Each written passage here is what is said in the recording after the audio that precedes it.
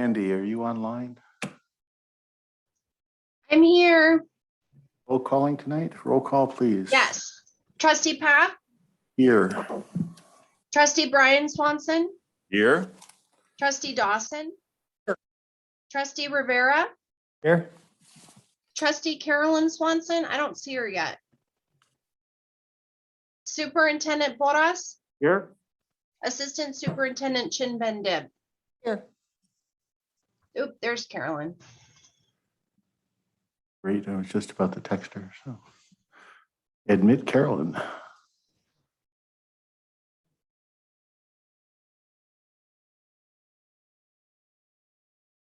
Hey, Carolyn, are you here?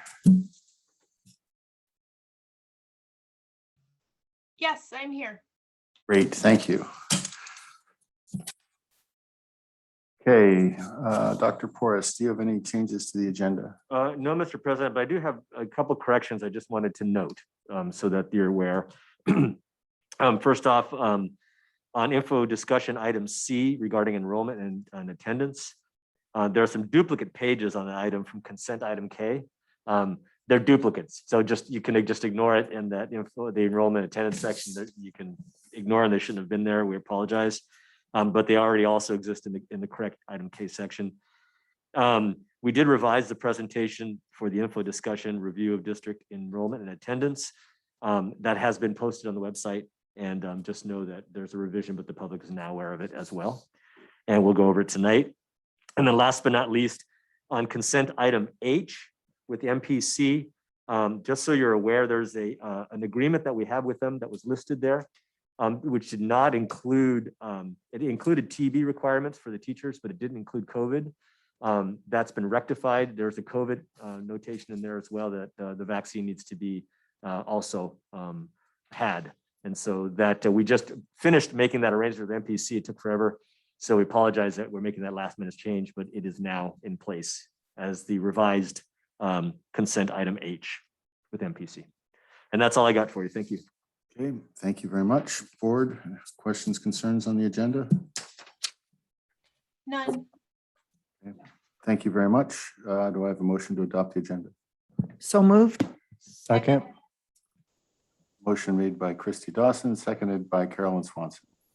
All in favor? Aye. Aye. Okay, we will move into closed session. In closed session, we will have an update on collective bargaining, planning and preparation with PGTA, an update for collective bargaining, planning and preparation with CSEA, and 2 items of public employee discipline, dismissal, release, or complaints. No public comment? Nothing online? Okay, we are adjourned to closed session. Thank you. And we are in my office, so. We are reconvening after closed session on a regularly scheduled board meeting. During closed session, we talked about information on planning and preparation with PGTA, and collective bargaining, and planning preparation with CSEA collective bargaining, and 2 cases per Government Code 54957 of discipline, dismissal, release, or complaints. So with that, would we please rise for the Pledge of Allegiance? Pledge allegiance to the flag.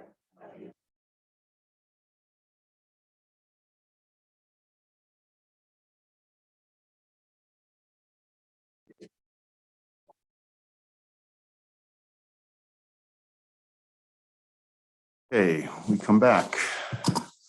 We, as always, receive written communication and in amongst the ads for security systems and IT. We had a teacher write concerning a personnel matter. We had a parent and teacher celebrate and invite us to water polo matches, which is exciting. Question on CVRA and districts, which was really a follow-up from the last meeting. Notes on PGUSD Twitter handles. Request for me for comments on substitute teachers and hiring teachers in general. for CSBA, which I have not provided back, and board, you will see that if I do. Comment on policy changes for volunteer vaccination from a parent. Interestingly, I ran into that particular parent the next day, so I wrote nothing back on that either. And a question on what happens if our employees refuse to vaccinate or test. So, and then there was some concern on general concern on at-large versus districts, which we've deferred essentially to November 2. So that's where I am with those. Anything else, Brian? That was all I had and more. With that, if anybody has anything else, wants their comments, please feel free. So board member comments, Gabby. This week is Mental Health Awareness Week. So today we had our Spirit Day was green because, you know, like for breast cancer, you have the pink ribbon. For mental health, you have the green ribbon. And today at lunch, we had a pledge that was, I pledged to end the stigma and to be aware of the signs of a mental illness. And so everybody we made a ribbon using handprints. Our classmates did handprints. Yeah, I think that's it for now. Thank you very much. You're looking forward to next week? Break. Are you looking forward? Yeah. That's without saying. Frank. Thank you. Yeah, I went since last meeting. I went to a couple of workshops. The first was the California Collaborative for Educational Excellence, and we talked about interrupted learning that happened last year. They like to use the word interrupted so as not to put any blame on teachers for not finishing the year or any other thing. So it sounded good. It was sad to hear, and I don't know the source of this, so I apologize, but take this with a grain of salt that on average 4 months loss of math and 3 months loss of reading. So that was disturbing. I was going to ask at the end, where are we in Pacific Grove? Then I went through the agenda and I could see that we're going to be covering that. So thank you for that. I look forward to that. I do have a question though. I know that MAP testing has been wrapping up at the lower schools. Is that true? Yes. Okay, cool. No, I would just like to know where our lower school students are. And I know that's not in the agenda report. So I don't know how easy or difficult that would be, but it'd be nice if we knew where we are at to that aspect. The second workshop I went was communicating with the community, and it was focusing on social media. There was nothing new. It was just interesting. We learned everything we needed to know about social media at our previous board meeting. And to be honest, I didn't know if I was allowed to comment or not because there was technically a quorum of us that attended that workshop. So I just sat back and listened. And that is all I have for tonight. Thank you.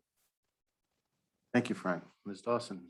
Yeah, I just wanted to take a moment to thank the various sites for communication. I know today Barbara Martinez sent something out about adult school with the pictures of the disabled adults who are back in class now and all the different things.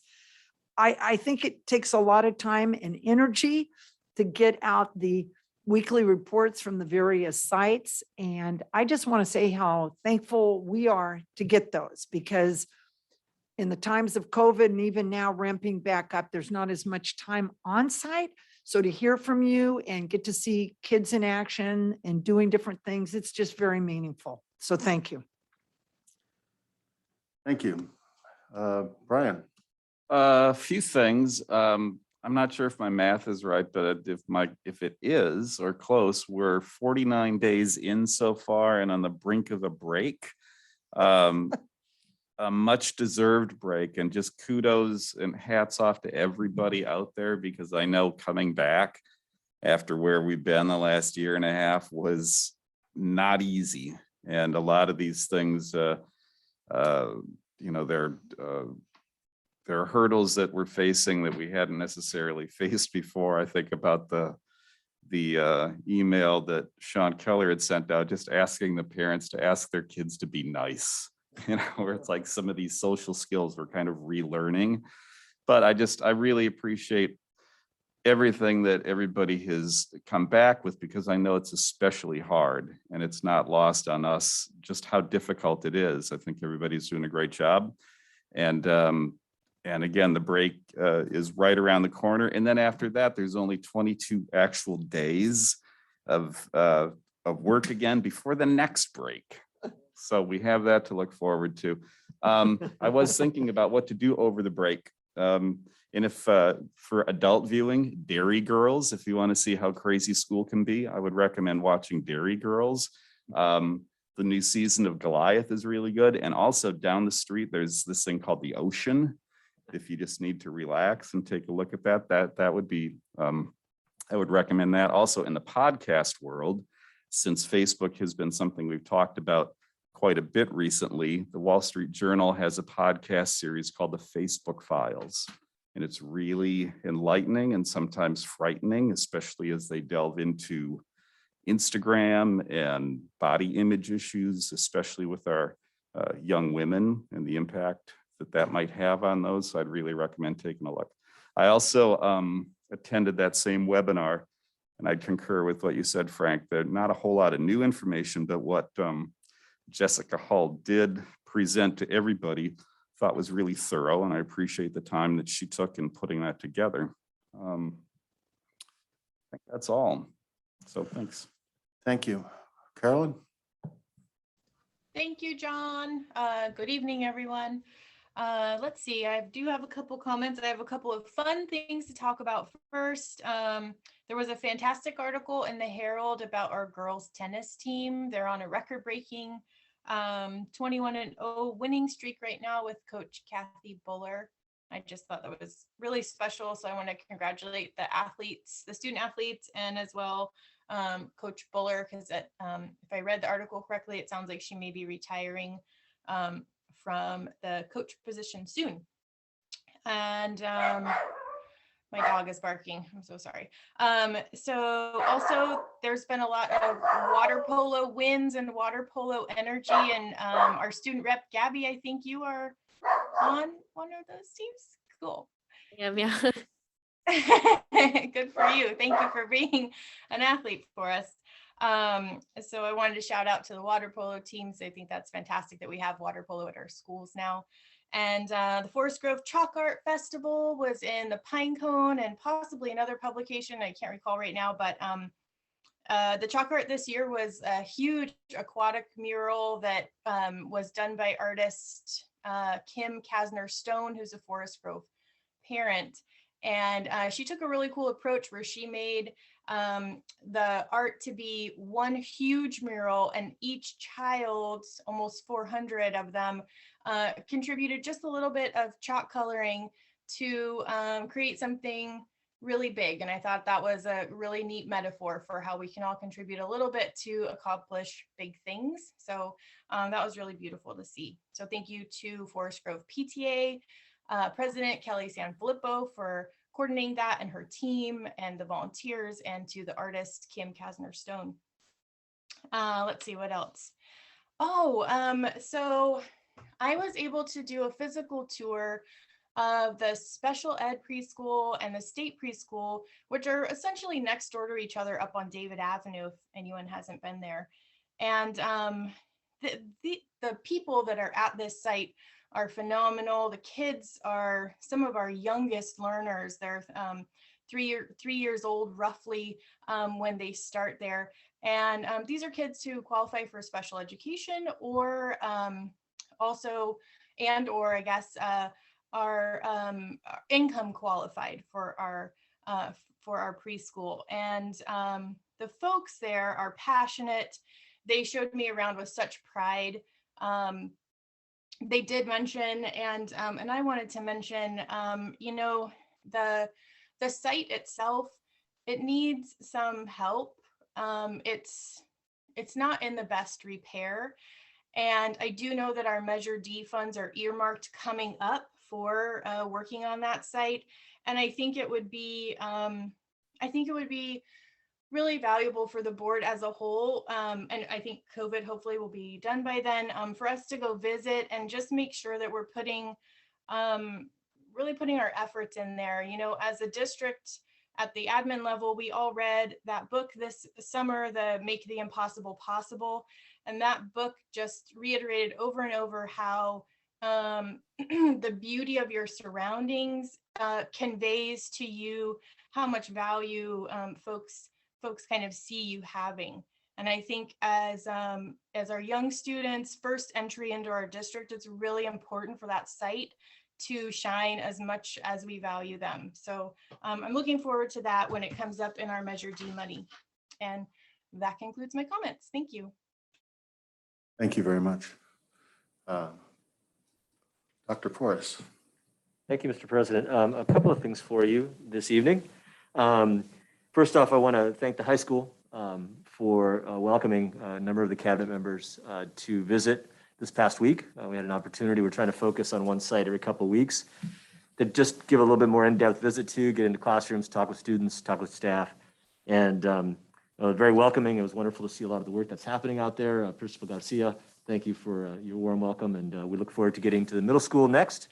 Coming with bagels and coffee, I'm sure helps a little, but we're definitely enjoying the visit, and we'll continue to report. I did provide the board a little bit of an update on that visit, and I'll share more as we go. I did want to also comment, the board probably received this, the community received recently a survey from the district regarding the use of funding. It's ESSER funding, but basically think of it as COVID money funding. And we are continuing to develop our plans around how those funds are to be used on behalf of our students, in particular for assisting in recovering from some of the educational gaps that may have happened over the time that we were in distance learning, and in particular our students of greatest need. So we got that survey out to our parents and the students. I think we got it out to whoever we could get it out to. So be on the lookout for that. Please get that turned in so that we can continue to include stakeholder finding. What we've seen so far, I think, reflects a lot of the discussions we've already had. So that's good. It's a good metric for us. I did want to comment also briefly as we continue our work around equity and access. We're continuing to make ground there. We are in conversations with a couple of groups, both for short-term as well as long-term efforts, and I think we're finally kind of landing on a good direction. And I know we have a report coming in November. But just as a short preview of upcoming attractions, there is through the Monterey County Office of Education, Dr. Roberto Nunez is working with Dr. Peter Flores, who's from Praxis Learning, known throughout the nation for the work that they're doing. Really good fit, it appears, for our district. He's done a lot of really good work around cultural proficiency and instruction. I think that the goals that we see attached with their group and what we're looking for our district around having our teachers more aware of the needs culturally of our students and the way that it reflects in instruction is going to be a good match. So we're continuing that conversation and using probably ESSER funds in helping us in that endeavor. If that comes to pass, we would be seeing work happening specifically with our staff first, and that would be in the February professional development time, and then continuing likely for a couple of years. So that's good news, and really excited about that part of it. Also, the site principals and I had a meeting at the Village Project, which some of you may have known is in Seaside. And the Village Project's been there now about 15 years, and it was established by a gentleman by the name of Melvin. It goes by Mel Mason, who was a longtime resident of this area and was a youngster in our community way back when. Has a lot of great stories to share with us about their work. They originally founded as a community agency, a nonprofit to provide therapy and counseling services for African-American youth, especially at a time when it was really a hot issue happening in the Monterey area, the Ord Terrace area and beyond. And we met with him for about an hour and a half, and the guy was amazing. We just listened, just amazing to hear his stories. The Village Project has grown. It has gotten acclaim, awards from the legislature, from the state, you name it. And we're excited about the possibilities of teaming up with them at our sites. The work that we think we will be able to do with them would be directly with students, serving students in perhaps in after-school cohorts. They do a lot of work with students at their project, but they also do work with Monterey Peninsula Unified on sites, and we think that's pretty exciting. Their focus originally was based on African-American community.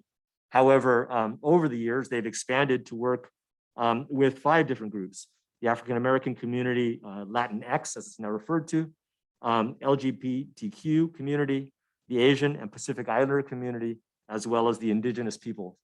And just really super excited to start that work. And so once we get some issues settled, we'll come to you with a contract and some recommendations and get that going. But if you want to take a look at some point in time, again, the agency is called The Village Project, LLC. They're based out of Seaside. And so hopefully I get a chance to look into that. I will defer the rest of my items to the agenda. Thank you. Thank you very much. We will move on to PGUSD staff comments on non-agenda items. Member of staff wishing to come up.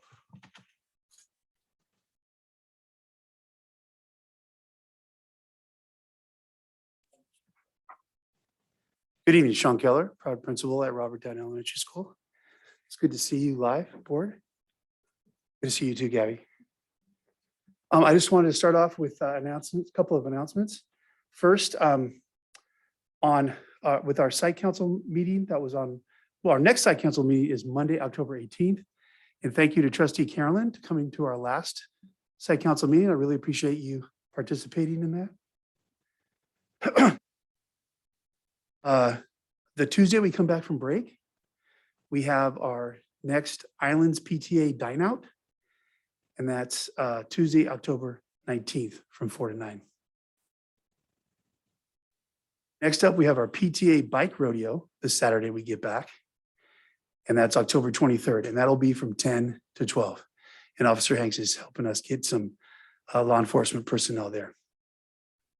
Lastly, I'd like to make a public apology for what occurred this last Saturday to all of the Forest Grove, Robert Down staff, students, parents, for not informing publicly about our kindergarten classes getting together at Lovers Point.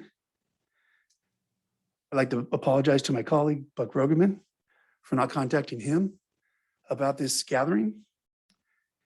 And it happened because parents were interested in getting together, and the teachers wanted to ensure that the families were all invited. I should have shared this with Mr. Rogerman once I heard about it, and I deeply apologize to my friend. Thank you.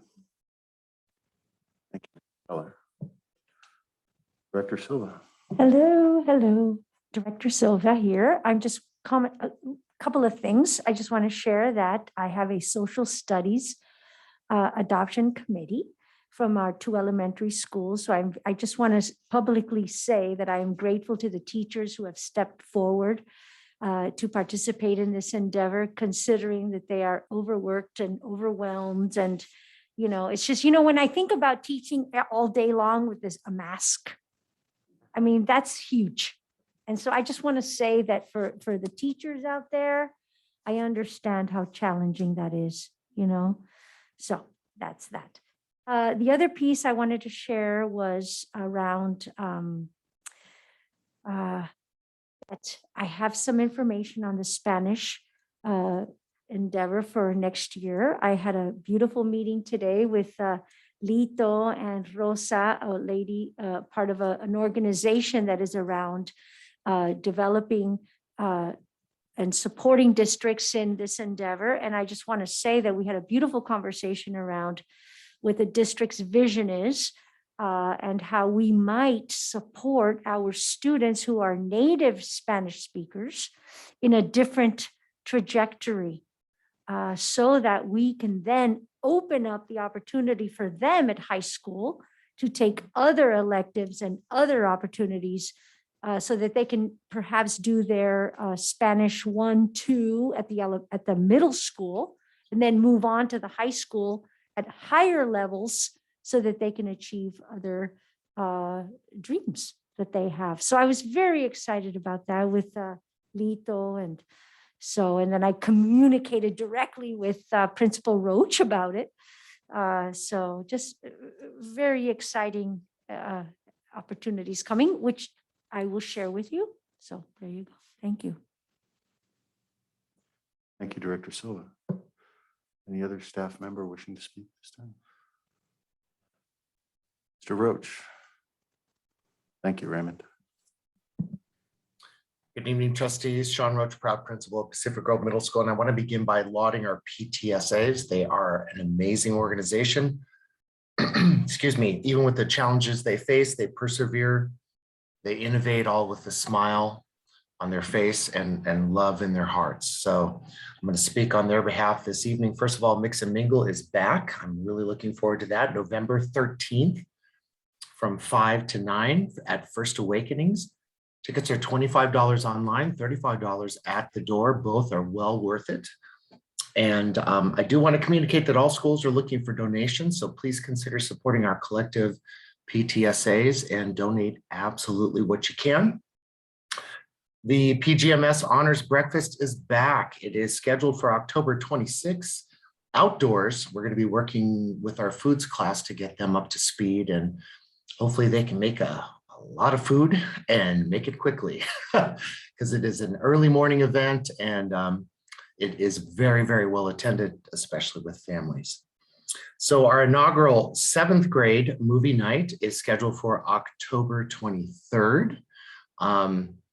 Last year, our 7th graders didn't have anything. So in concert with our PTSAs, we decided to honor them with a movie night. We're going to be watching The Nightmare Before Christmas, one of my personal favorites.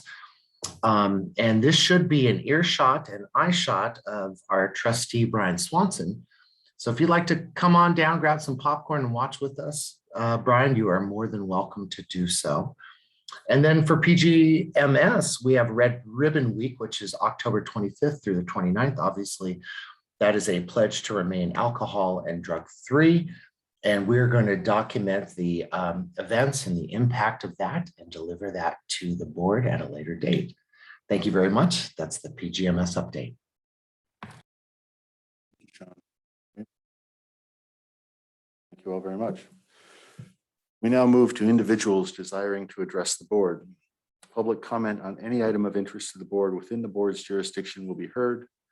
The board may limit comments to no more than 3 minutes for each agenda or non-agenda item, and a total time for public input on each item is 20 minutes pursuant to Board Policy 9323. Public comment will also be allowed on each specific action prior to board action thereon. The meeting of the Board of Education is a business meeting of the board conducted in public. Note the Brown Act limits the board's ability to respond to public comment. The board may choose to direct items to administration for action or place an item on future agenda. And wishing to come forth for public comment.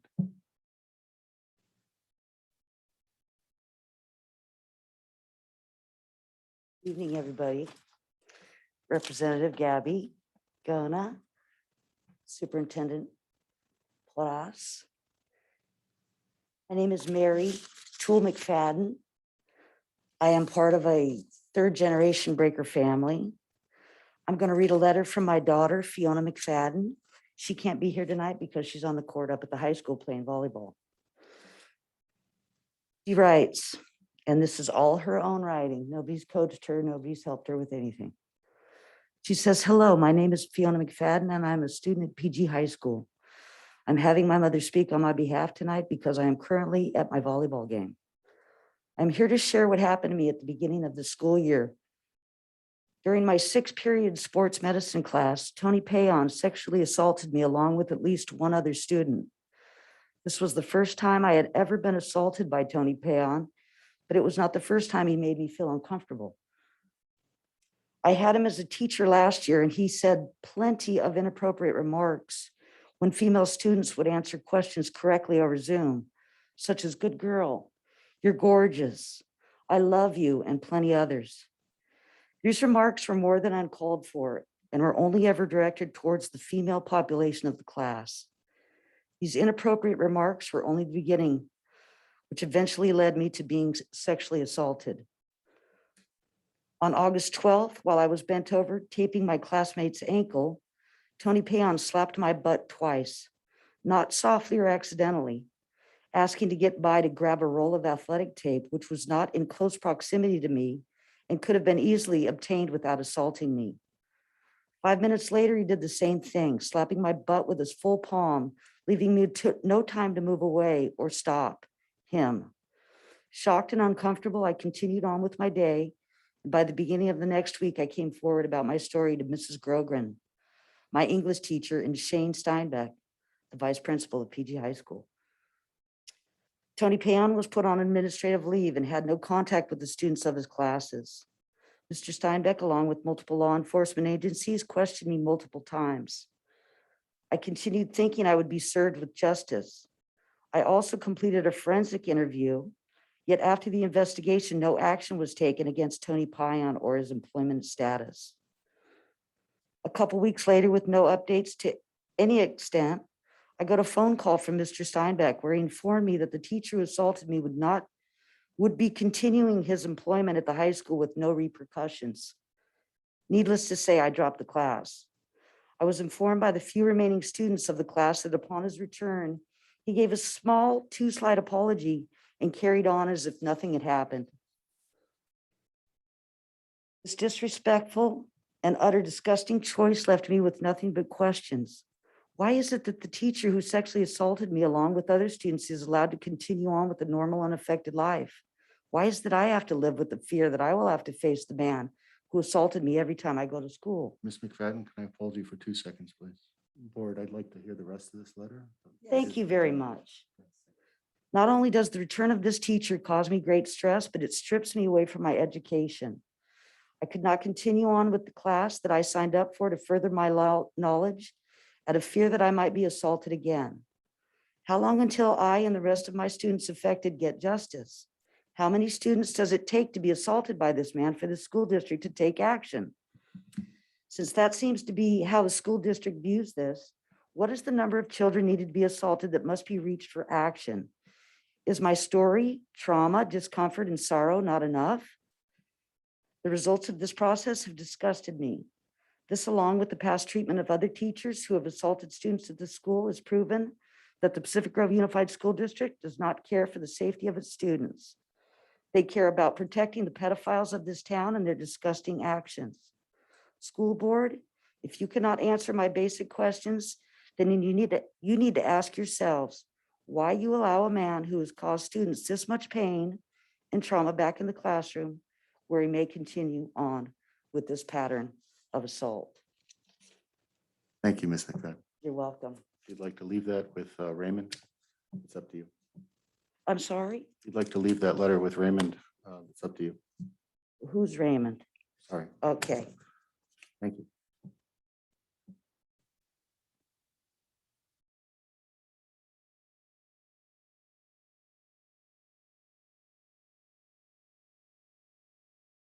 Anyone else before we move on?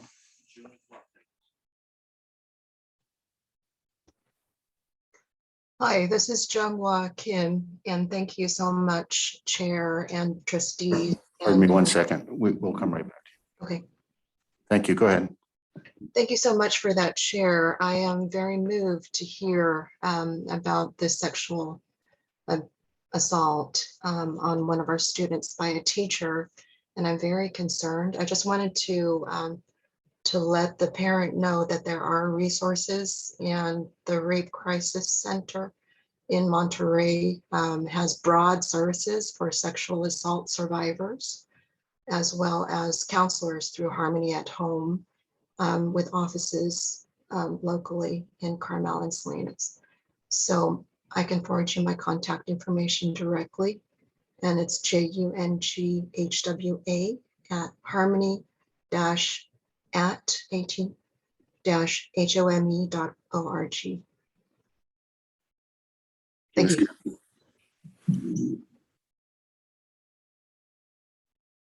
Evening, Dr. Perez, Board and Cabinet.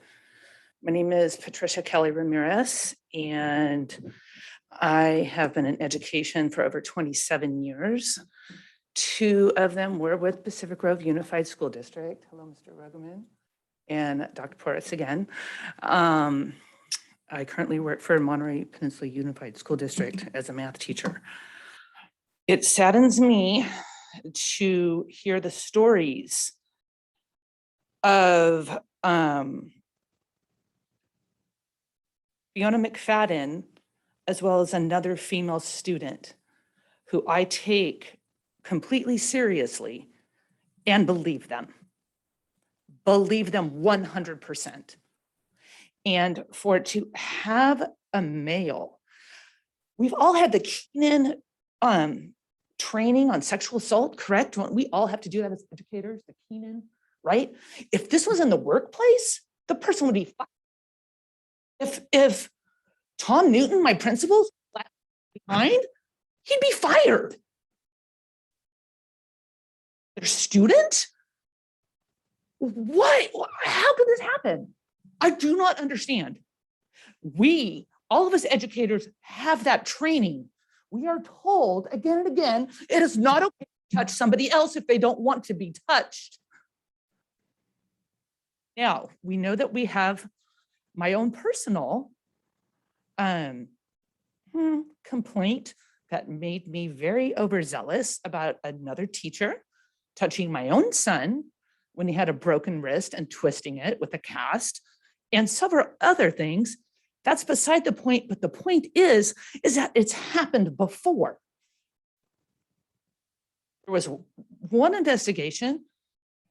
I was not happy with the outcome, and I no longer work for the district because of my emotions for that with my own personal experience. However, no matter what it was a teacher touching a student, and this sexual assault is ridiculous. What if it was your the table and him smacking him on the back of her butt? Emotionally involved with a female.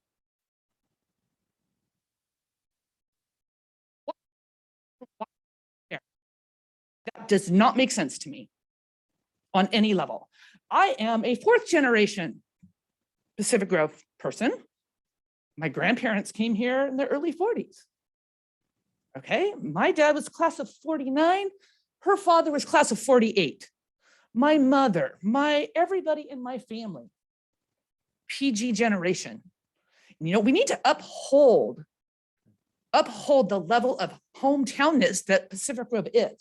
Thank you. Allowing people, I know, Finish up, please. I know I'm over time, but allowing people and for the board to, for you, all of you to think that it's okay, how can it be okay? Thank you very much. Thank you.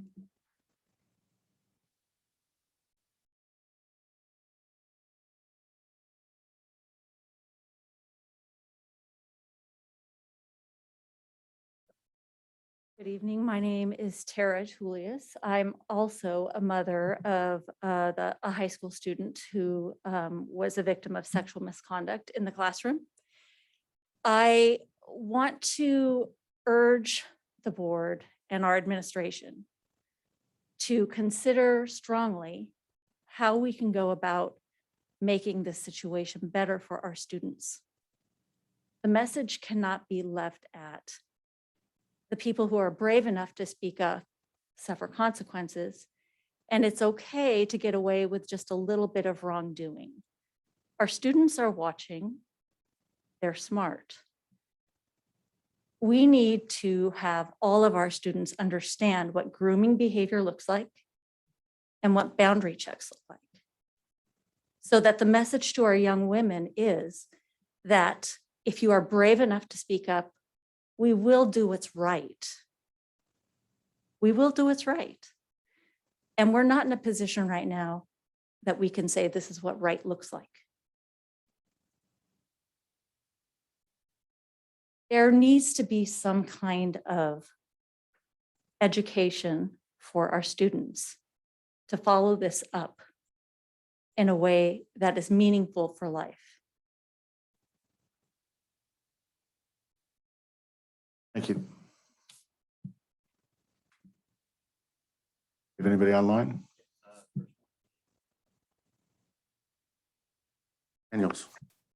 Hi, I want to thank the parents.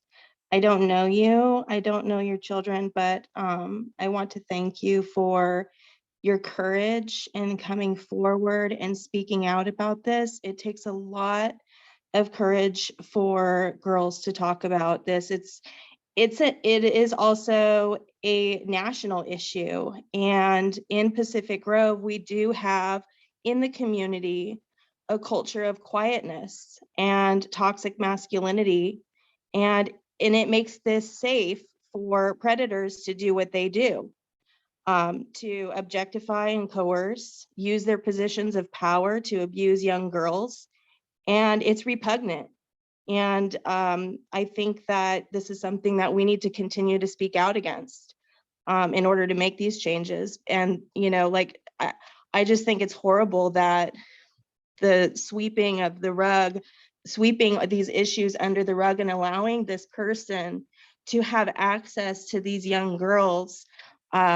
It's frightening for the safety of the kids. And I'm really sad for these parents and these young girls who have had to experience this, and my heart goes out to you. And I really encourage the board to really take a good, strong look at this, because this is not just an isolated incident. This is a culture. This is not saying anything. This is your brother. This is your father. This is the man you know that you think you can trust. No, it's not okay. Like, something has to be done about this. Ms. Daniels.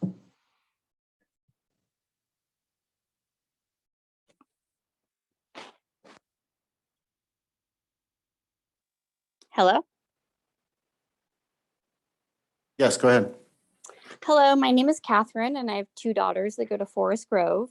I just want to say that I'm utterly disappointed and saddened by the behavior of the teachers and what they've done and what I've just heard of getting away with sexually assaulting their students, somebody that they're supposed to be mentors to. The students put trust in teachers, and it's very not only disgusting but disturbing.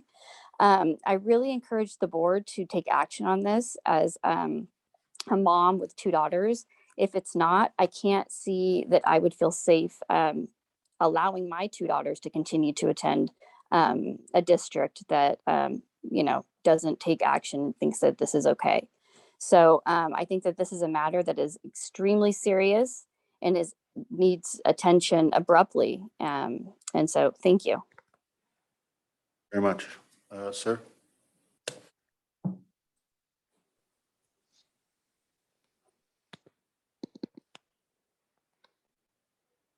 I didn't expect to speak. My name is Terrence Zito, and I'm a PG resident.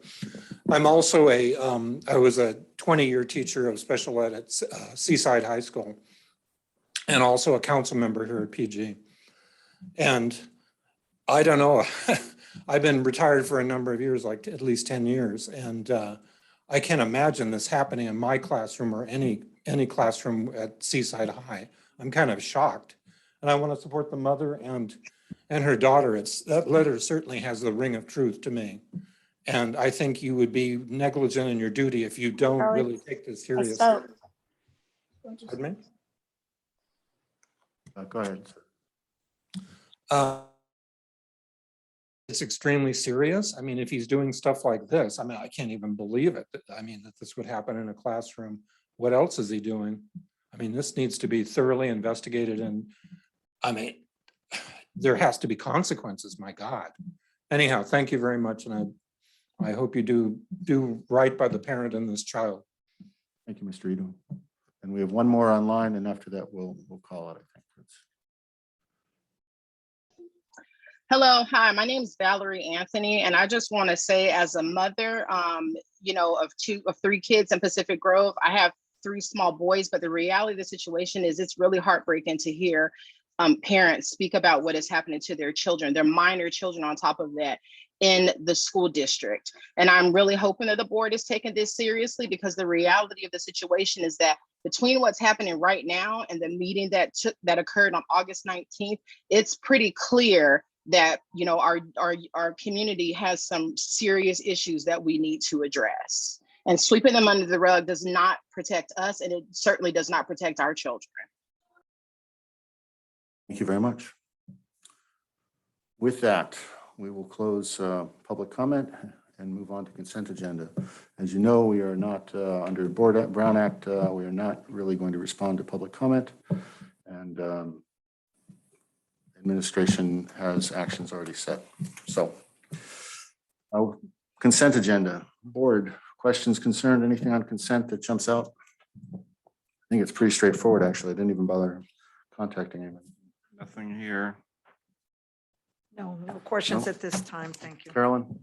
Yeah, thanks, John. I just wanted to mention that I did send in a couple questions about consent items, and staff wrote back and addressed them, but I wanted to bring it up so that it's on public record. So I had asked about item H, university agreements, and asked about adding the information about COVID protocols for anyone who's in the intern program coming onto our school sites to make sure that they're following our K-12 COVID vaccination protocols and other safety mitigations. And that was added, and I appreciate that. I had a question about consent K. It's a contract for services with Impact Applications, which is a online platform that helps evaluate concussions. I hadn't seen that before, and I asked about if the user agreement had been reviewed through legal, and they said yes, so that's great. And then there was just a small typo on item J, phone number missing a digit, and that was it. Thank you. Thank you very much. Any public comment on consent? None. Do I have a motion to accept consent as presented? So moved. Second. Motion made by Christy Dawson, seconded by Carolyn Swanson. All in favor? Aye. Aye. Aye. Okay, thank you very much. We'll move on to our district update on the response to COVID-19. Dr. Porras. Thank you, Mr. President. A couple of things for you, although not a ton today, but some good news in general. First off, we've, as always, we were continuing to update the COVID dashboard that's on the website. So if you take a look at that, you'll see where we are currently. Again, the good news is we only have one active case currently being reviewed right now district-wide. Historically, since we've started the school year, we've seen overall 12 student cases and 6 staff cases. The numbers, any case is bad, but certainly they're better numbers than what we worried about. We want to continue to doing all the things we can do to help mitigate any of COVID cases that are happening on our sites. And I think the site principals and the entire staff are doing a very good job of monitoring and reacting as we need to make sure things are safe for our students. So very grateful to them for that work. Some great news. Number one, we did receive our allotment, our ordered allotment of the Binax Now tests from the California Department of Public Health. Today, our nurse Powley, just completed the training requirements set forth by the CDPH, and she is now authorized. That means the waiver is now in place for us. So she is now authorized to begin on-site testing for our students. This does not authorize us to provide the tests for families to take home. However, this does mean now we can proceed to work on our testing on the sites. She is currently, as we speak, begun response testing for one of the classes and other selected students and staff at Forest Grove. So she's already on it, which is great and not a surprise. She will continue at this point after the break by gathering site volunteers who will also be trained. So hopefully we'll have a cadre of some testers available at each of the sites so that as necessary, we'll be able to respond with the appropriate testing protocols as needed. And the testing itself takes about 3 hours total. And a part of it is a kind of a live hands-on training with the tests and the test kits so you know how to use them. That's really wonderful news. And again, just thoroughly thankful to our nurse, Katrina Powley, for doing the amazing work that she's doing. At this stage of the game, the testing focus will continue to be, number one, on any staff member that's requesting a test. Response testing, so this is in the response to COVID cases or possible symptoms for classrooms and additional students who are on modified quarantine on our campus due to close contact exposure. And finally, for students who are symptomatic or need confirmatory negative tests after a recent return to school. And so I think those three goals alone are going to cover a lot of the work that we need to do. We are aligning our efforts with other school districts in the county, and we are attending the COVID updates that are hosted by our county as well as the county health department on a weekly basis. So that's great news in regards to what our nurse is doing for us. We are still continuing to collaborate with Lightspeed Testing and other testing agencies in the area. We've been sending out notices to families as we receive word on when those testing sites are open or available. We also have sent out various announcements on vaccine sites that are still operating for anyone who's eligible for a vaccine. We still see those from time to time. We are not in a position where we are offering in a vaccine site, vaccine center on any of our sites in the next couple of weeks. But if we see that that is necessary, the fire departments locally have been real helpful in terms of putting those set up for us. So we'll let you know as that goes along. And then finally, as you all know, we're receiving word, we're watching the news around Pfizer making the request from CDC to administer vaccines for 5-year-olds and older. So we're watching that very carefully. I think the county is doing a really good job of starting to set up the preparation network that would be necessary to operationalize all of that. I think if and when that time comes, we're going to be ready to go. Nurse Pally has been in some of those meetings as well, and we're watching it. So be on the lookout for any more news about that. And I will certainly send out the word to anyone and everyone as soon as I hear more that confirms that message. So that's really all I have at this point on our COVID update. Great, thank you very much. One of the questions that came in right after the last meeting, in fact, and I don't recollect if you responded, was what do we do if we end up with staff, an employee in some manner who says, I'm not going to get vaccinated and I don't want to get tested? Did we write that in? I apologize. It's possible you responded right away, but things that come in immediately after, I get fuzzy after a while. That's been asked a few times, and right now, currently, it's legislation that a teacher either be vaccinated or submit to the weekly testing. And at this stage of the game, that's what we'd be enforcing. I received word this morning. I don't have the numbers in front of me, so I apologize. But I believe it's somewhere upwards of 98% of the staff at this point reporting in as required are already vaccinated and ready to go. Okay. So we have very few teachers that are on the testing protocol. And I want to say that please don't assert that that has anything to do with the interest or willingness. In some cases, it's simply they just can't take the vaccine. So we're monitoring that. We have that in place. Our human resources office is doing a great job of setting up that protocol. So, and that's, you've said teachers here, but that's actually staff. Staff, If I said I'm not going to get vaccinated and I'm not going to take a test, you're going to say, fine, leave. So, which, you know, thank you for that answer. I appreciate that. Brian, anything else on? Nothing from me. Thank you. Okay. Carolyn? Thank you, John. I do have a couple questions. Ralph, with regard to when the vaccine is available for 5 to 11-year-olds, is there any way that our district can kind of raise our hand over to the county and say, hey, we would be willing to hold a vaccine clinic? Is there something we can do to kind of just communicate that we would be willing to do that? And I guess I should ask, are we willing to do that? Because I do think families would find a lot of value in being able to get their kids vaccinated close by. I've already done that. The hand has been raised. So the county is aware that we're completely willing to do that. Odds are very good that Monterey Peninsula and PG and probably Carmel, all three of us would be in some kind of group together to make that happen. But no, we've already let them know and we're anxiously awaiting word.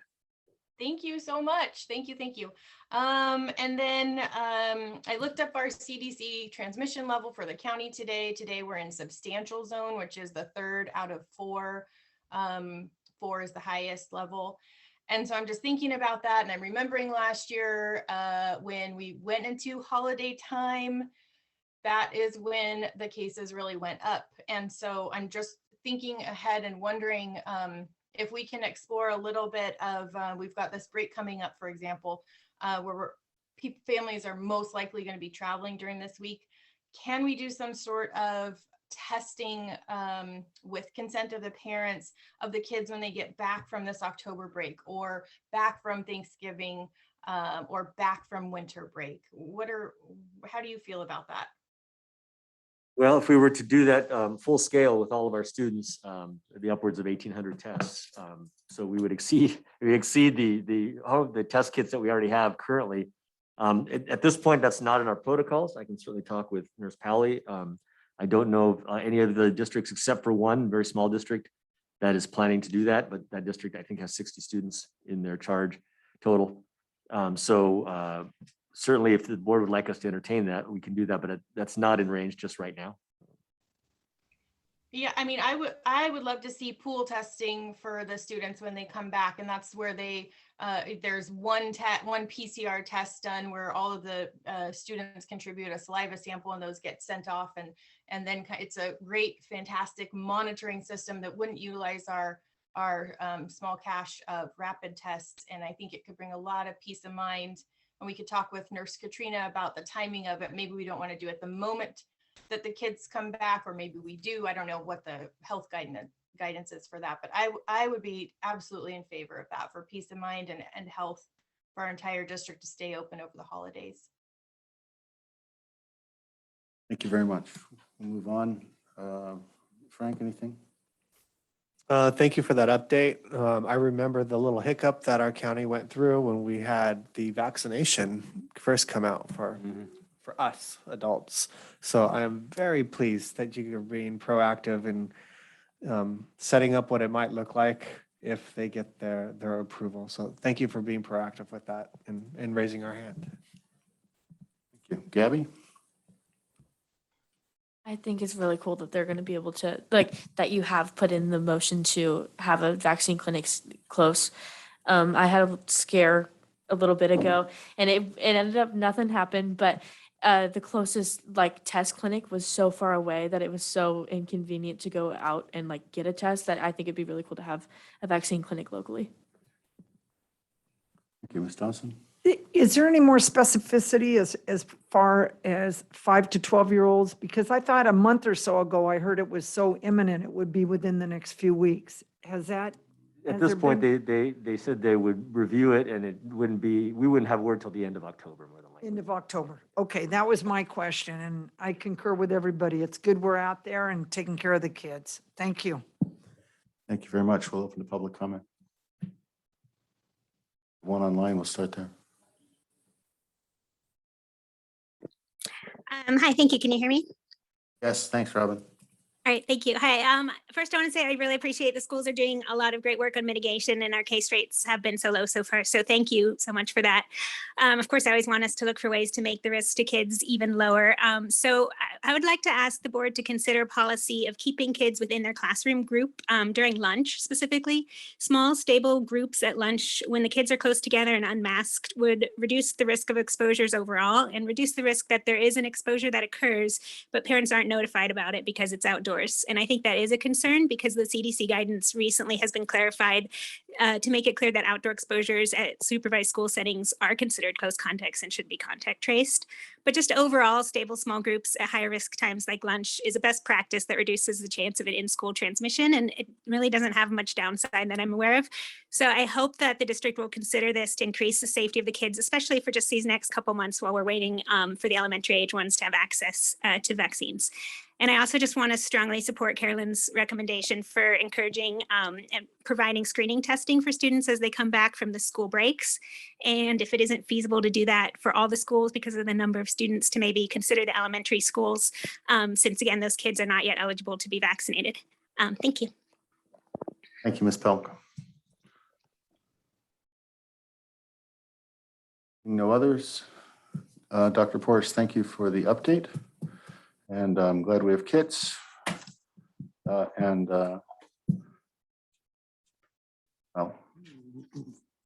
frankly, my bet is we don't go through 1280. So I think we're coming into a home stretch. Thank goodness. Resolution number 1079. John? Yes. It wasn't clear to me if the board was giving direction to Dr. Portas about moving forward with testing after the breaks. Oh, okay. I guess we can do that now. Board, are we interested in trying to do pool testing? Which is a separate paradigm, you end up with lots of people, and then if the pool comes back negative, everybody's negative. If the pool comes back positive, then you retest on a regular basis. What we have now is we test at symptoms or at request, quite frankly, and we have the ability to do that in school. Is that what I heard? We can do that now in school. So thoughts? Change in policy? It would be change of protocol, and certainly I would need to check Protocol. in and see if we have the capacity to do it. I thought we discussed this not long ago, the pool testing, and my memory is that we decided against that and to stick with the protocol that is now in place. And with one case at this time, I would still feel that's the appropriate way to go. Frank? I have questions about it's a PCR, correct? And we need to test 2 days after exposure. Well, I mean, that's the thing. You test on a day, pick a day, and whatever it is, it is. Now, I'm not against it. I'm not against it. We have one case right now, I think one active case. We didn't have any for a few days. I think what we're doing right now seems to be working. I'm content to maintain what we're presently doing. Yeah, Gabby? I think if it's taking away from our supply, that like our limited supply of tests, I think we shouldn't have tests coming back, if that makes sense. Like if we only have a certain number and we're using it for everybody else just to make sure, I think that's kind of a waste of a test rather than in an emergency situation. Okay, and my thought is what we've been doing has been working, and PG has been in a good spot overall. And as caseloads go down, and I mean, we can't prevent families from traveling. None of us can. But be aware if you're going somewhere where it seems risky, then take those cautions that you need as well. But I think we've stayed pretty well ahead of the game. So I'm happy with where we are. And I think that that gives us direction to not look into pool testing at this point. Thank you. On to Resolution 1079 proclaiming Week of the School Administrator. We've lauded our teachers and our staff, and rightly so, for the last year of effort. We need to include our administrators. And it's been an interesting year. It's difficult. It's difficult for teachers. I know that. Difficult for parents. Difficult for students. And tonight, we're trying to celebrate the Week of the School Administrator. Really, the last year, and I talked to Dr. Porras periodically, and he says, "Yeah, my administrators, I'm telling them all, take the next week off. Don't work. You've just been at it for a long time." And I know the teachers have too, and frankly, everybody. But we have a fantastic team. They have done a fantastic job. They have done really pulled and across the board. And I want to thank our administrators as we go into this next resolution. Thank you all so very much. Thank you, President Path, members of the board and the community. This resolution being brought forward is acknowledging Education Code 44015.1 and proclaims the full week of October as Week of the School Administrator, which this year is being observed October 10th through the 16th.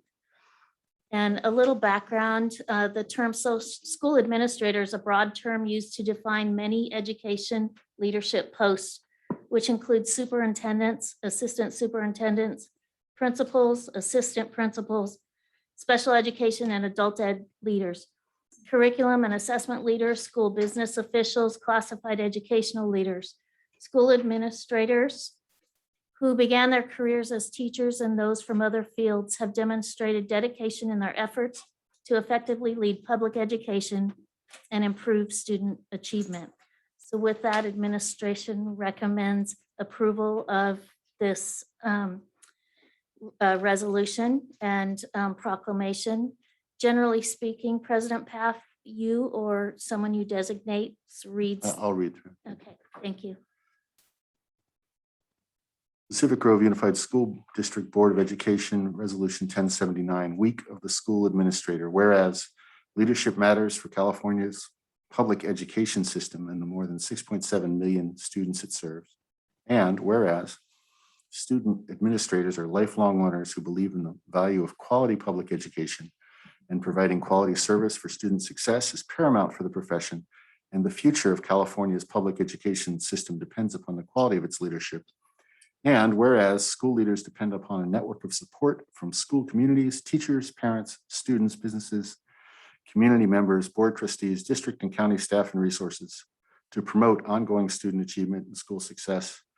And now therefore be it resolved by the governing board of Pacific Grove Unified School District that resolution 1079 be adopted to observe October 10th through 16th, 2021 as the week of the school administrator, to commend all school leaders for the contributions they make to successful student achievement. Okay, and I will give you the next week off. Comments, Brian? I'd gotten an email from my dad the other day, and he'd said something about the work that is happening in school districts these days qualifies as hazardous work. And I think it was not his, he didn't coin that phrase, of course, or come up with that idea, but I think he's right too. Again, the last year and a half, gosh, you guys, I mean, it's just, it's been a lot.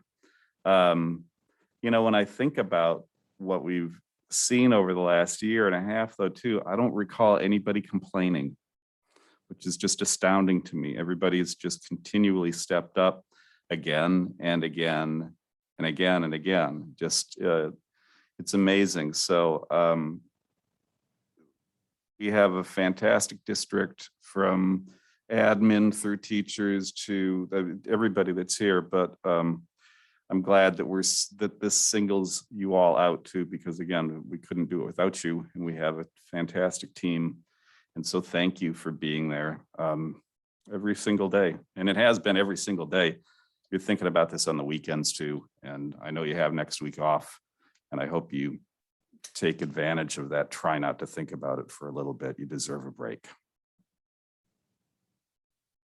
Ms. Swanson. Yeah, thanks, John.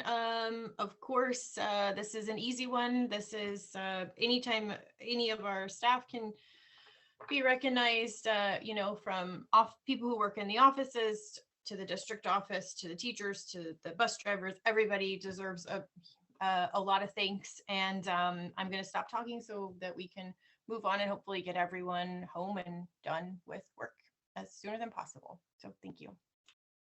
Thank you, Ms. Swanson. Ms. Gaona. I don't really have anything to add. Fair enough. Dr. Rivera. Thank you. A hearty thank you to all the administrators. And I've had the opportunity to meet a lot of you, not all, but I'm working my way through. And you're just so pleasant to work with. And I know that you're working under a lot of stress, usually where the finger gets pointed at when something doesn't work smoothly. And you keep on moving on. And as Trustee Brian said, that I haven't heard any complaints. So thank you, thank you, thank you. Well, everybody has said a lot of things. My favorite job in my entire life was school administrator, and the hardest job of my entire life was school administrator. So I think it's such a double-edged sword. There's such huge benefits, and you get to have a lot of wonderful opportunity to interact with families, with students, with the community. So I did it not in the time of COVID. So everything we say is multiplied exponentially during this last year and a half. So huge kudos to all of you.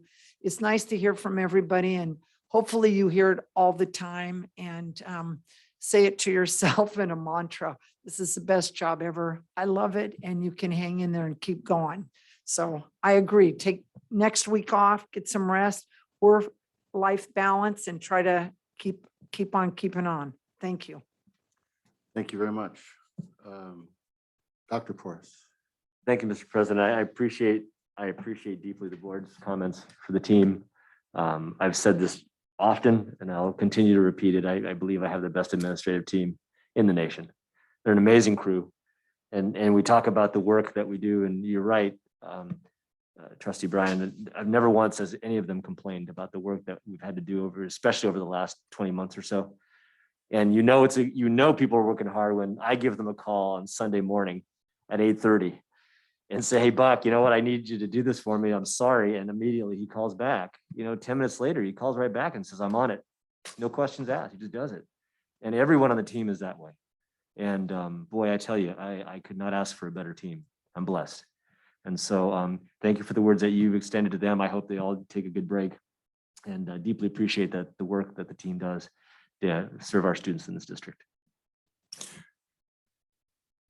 Thank you. Buck does not, in fact, respond back if there's a Stanford football game on. However, other than that, he is very responsive. Anybody from the public wishing to make anyone online? Seeing none. We're good. Thank you for checking. Seeing none, again, thank you, and thank the teachers and staff as well. It all has to work. I make a motion to accept the resolution 1079. This is a roll call vote. Do I have a second? Second.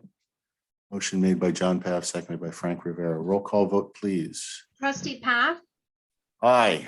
trustee Brian Swanson, Aye. trustee Dawson, Aye. trustee Rivera, Aye.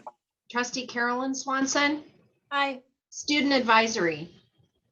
Aye. Thank you. Passes unanimously. Thank you all very much, and thank you all for the hard work.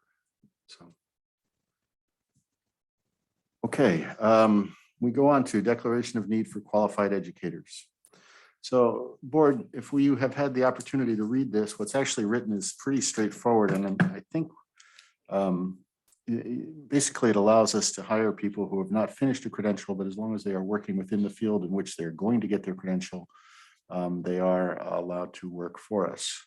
I think we should go directly to questions on this, unless Billy, you really. I'd like to hear from Billy on this, because Okay. this has shifted over time. Used to Okay, be that's couldn't fine. do Go it, ahead. And now it's a need to do it, and I'd love to hear about that. Yeah, you're correct, but it has also been around for quite a while. So we have the option of using this initially as we begin the year. For me, I know this still is the beginning of the year, we're still getting rolling. And when we do see that we are going to have some needs coming up, or we want to anticipate some needs or hard to fill positions, we can put this through in an effort to kind of circumvent something that might come up. For instance, we hired some people that were from out of state this year, and they didn't have their EL authorization. So to file for the EL authorization, English language learners, they need to either take coursework or take a test. So something like this allows us to put through an emergency application with the Commission on Teacher Credentialing for them. And it's one of the requirements, to do that. And then there's other processes in place that it goes through a county process as well. But this would be, necessary for that. We knew that we have our music teacher, that is credentialed in CTE, but he has a doctorate in music, his master's doctorate. He's been teaching for 17 years and is more than qualified. He just needs to get that single subject authorization because our music classes aren't CTE. So this covers that type of thing.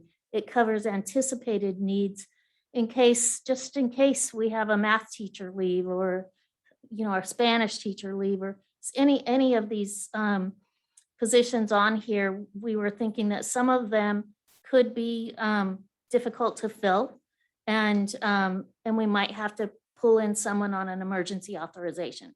So this would allow us to do that.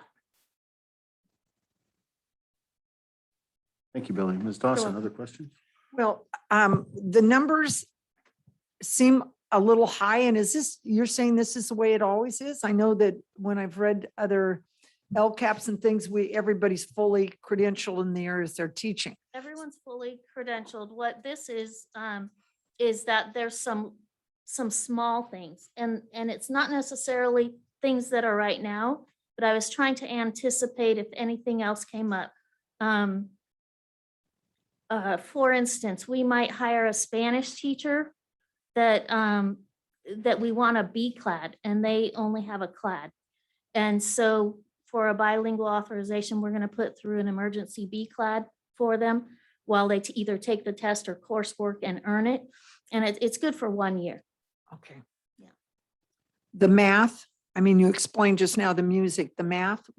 Can you tell me what that is? That's not anyone right now. It was just my concern if we had someone that had to leave in the middle of the year. And we found someone that potentially had, maybe they had a math major, but they didn't get their credential in math. We could put forward either a short-term staff permit or a provisional internship permit and do that with something like this. Okay, thanks for explaining that to me. You're welcome. Dr. Rivera, No questions. Thank you. Ms. Swanson? Hi, Billy. Thank you so much for putting this together. I love the anticipatory nature of it and the way that you're communicating it to the board. I really appreciate that. And will you just keep us posted if you do end up implementing this? Yes. Okay, thank you so much. You're welcome. Thank you, Ms. Swanson. Mr. Swanson, No questions. Thank you. public comment? None? Okay, thank you all very much. Gabby, did you have any ads? No. Okay. I move that we accept the declaration of need for qualified educators. Second. Motion made by Christy Dawson, seconded by Frank Rivera. All in favor? Aye. Aye. Aye. Hi. Student advisory vote. Aye. Thank you. Don't let me forget that. Okay, that passes 5-0. Thank you. Thank you, and thank you for letting us know for your comments there. Shed refurbishment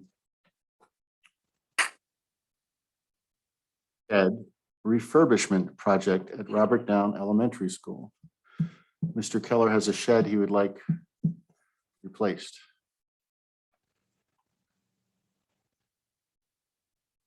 Thank you, President Beth. Sean Keller, proud principal of Robert Down. I'm going to pass you guys some pictures, and Mr. DeVos is going to put them online for all of our at-home guests.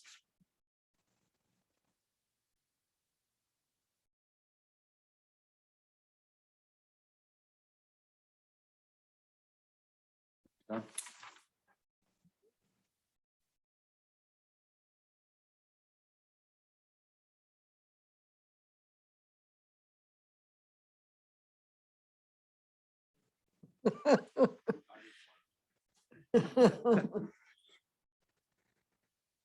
my glasses. Okay, so you can see here, this is the shed. I don't know when it was built, but unfortunately, when it was not placed on a proper foundation. So it's been on the grass or the dirt all these years. And unfortunately, our gopher friends are digging up. You can see that in the panel in the middle on the left. That's a bucket we had to put on top to try to avert the gophers from digging any more. But yeah, it's just kind of over the years has been deteriorating. And in my very first Cocoa with Keller this year, one of the mothers voluntold her better half to come and help. And he came over and we went out and we looked at the shed, and he has a construction company. And we talked about just kind of lifting it with some jacks, kind of fixing it and doing all that. But he recommends to bring his equipment that can lift it all at one time. So he is scheduled to come this Saturday. And I am asking for permission for him to come onto our property and to lift it. All he's going to do is just lift it and assess to kind of let us know how much he thinks the damage will cost to repair. And what I need to know as a site principal is, do I go ahead and just tear it down and get a new shed? Or is it, feasible to fix? I did catch the ear of Mr. Kelly before he went on break. And he said that there actually is some extra rock that the district has that we could use for a foundation. So that will save in some costs. But we just need to get a dump truck to come over and, have some people shovel in and then have the truck dump it on the site. So that's basically it. You can see that there's just some panels that need to be replaced. And inside, it basically looks like dirt. And we need to either put all rock and have just a better foundation all around, or put in a new wooden floor and go from there. Thank you, Mr. Cohen. You're welcome. So just to be clear, so what's being asked today is for someone to come in, lift it up on Saturday, take a look, give us a recommendation as to what the next steps are, and put it back down. That's correct. Okay, thank you very much. Brian, comments? No, just do what you need to do. I'll be amazed if any lifting of this shed doesn't see it completely crumble apart. And the question as to whether or not you need a new shed is answered this weekend. I might even come by for that. But no, and as far as the Gophers, I feel your pain. Yeah, that's all for me. Thank you. Thank you, Ms. Swanson. No comment. I guess I do have a comment. I just want to say thanks to the parents who are volunteering to help out. It's fantastic that we have volunteers who are willing to do that. And thank you, Mr. Keller, for the presentation. Dr. Rivera. I also want to thank the parents. So we have awesome parents in this district, parents who really get involved and give their time and talents. So that's fantastic. Thank you. Ms. Dawson. Agreed. And I bought a shed not too many years ago about this size, and I was kind of surprised it wasn't as expensive as I thought. So it'll be interesting to price that out as well as take a look at this, because I agree. I think a little bit of lifting and hugging and tugging, I think it could be very interesting. Hopefully So that won't happen. good luck to you. Ms. Gayona. I remember this shed. I think it's probably time for a new one. There you go. We do have a new one. We do have a new Alumni. one, but we are using this one still just for equipment for recesses and lunch. So if it can be salvaged, that'd be great. If not, then we'll probably look for something else. Mr. Keller, thank you very much. How do you like your solar power on Mr. D and Ms. Tobin's? It's working okay so far. And they're happy they get to charge our radios and their cell phones and their devices. So There's a small solar panel put on the other shed that lights. There was no electricity ever run to it. So over the summer, is that right? yes, and we're hoping that our students can start to understand, once we learn how to read all the gauges, how one can go off the grid and use solar in the future. Wow. That's the goal there. So any public comment on this item? None, anyone online? Seeing none, do I have a motion to accept the shed refurbishment Motion. test at Robert Town? Motion to accept. Seconded. Motion made by Dr. Rivera, seconded by Ms. Dawson. All in favor? Aye. Aye. Thank you very much. Did I hear Carolyn's vote? I'll say it again. Aye. Thank you, Carolyn. Sorry. Student advisory? Aye. Perfect. Passes 5-0. Thank you also very much. Board calendar, future meetings. Dr. Porras. There are no changes to this portion of the agenda, Mr. President, so no action is necessary unless the board would like to entertain a change.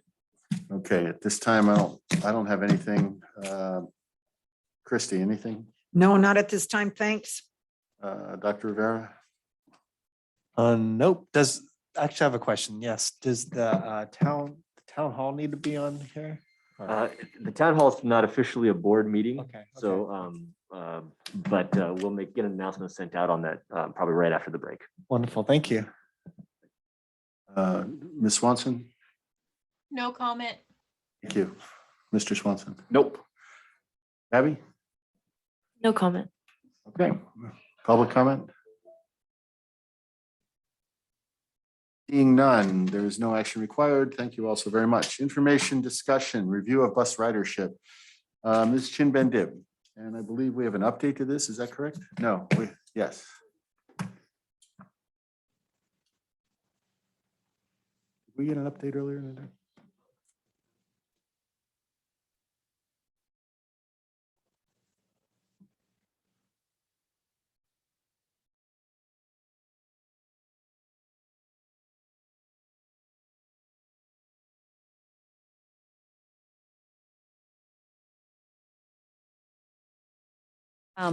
Bus ridership, we're back. After 20 months, it's good to see yellow buses, especially in front of my house. It's on page, if the public wants to see the documents, on page 86 as well.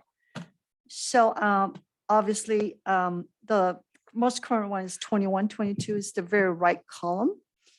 And obviously the column to the left is blank. And if you scroll down, I'm going to scroll down here. As of the report that we generated a couple of weeks ago, shows that we had 121 riders with 45 free. So the difference is paid. And so we did a comparison on the board cover. We looked at compare the 2 years, 18, 19 and 21, 22, because 2 years ago, 19, 20, as we all know, part of the year, the semester was actually without bus transportation. So if you look at that, there was a big drop. It's almost 49%, 236 2 years ago, as compared to now we're 121. Right now, we're back to a little bit of reduced routes, but in the serving the same number of routes, but in the afternoon is only 2. As we all know, we are really short of drivers. Just a week or so ago, we sent out notice saying that we have to reduce service because of the shortage of bus drivers. In terms of cost, the dollar amount hasn't changed. On page 85 of this item, we still show a comparison of us to Carmel Unified School District and Monterey Peninsula Unified School District. Their rates have not changed either, and we're still at the lowest. First rider is $100, a second is $50. So between the two of them, obviously it's $150. And the third rider is free. But the other 2 school districts, they are incremental. That one is not, this information is on the board cover, it's not part of this presentation. Presentation is also in the board packet as well. So with that, I'm going to leave, one more information, punch pass riders. Currently, we have 13. We started this program 3 years ago. It started at 19, today, 2 years ago at 9, and today is 13. As you can see, even though the total number of riders are very low as compared to prior years, but in terms of number of pass riders getting punch pass passes still at 13. So it seems that it's really good benefit to our students. So with that, I'll just open up for questions. Thank you very much. So, board and public, as you know, bus ridership has been a conundrum for the district for a long time. First of all, we don't charge very much and it does cost. And there's lots of reasons not to consider changing the pricing very much. One is the whole district is a diameter of about, let's call it a radius of about 4 miles. Not very far, but it's far enough that you probably need buses or some transportation in. But at the same time, when you look and you say, well, we're going to compare ourselves to CUSD, which I believe their buses run, the last time I asked, my recollection is he said 600 miles a day. So you couldn't possibly run 600 miles within PGUSD under any circumstances. Bus ridership, it turns out, is a very, very safe way of bringing people in. So if your option is trying to get people on buses or having them in cars, buses wins. I mean, bottom line, much less congestion, drop off is safe. You know, there are improvements that can be made maybe, but the fact is the buses are a very safe way for our students to come and go. So we've kept it relatively inexpensive. We've allowed people to come in on and off as they want. And now you look at the actual amount it costs you, and really the answer, you know, the question becomes, do you have buses at all? We're never going to get the fees back. We're never going to get a $300,000 fee out of our bus riders. It's just not possible. Bill Phillips was a firm believer in making this free, and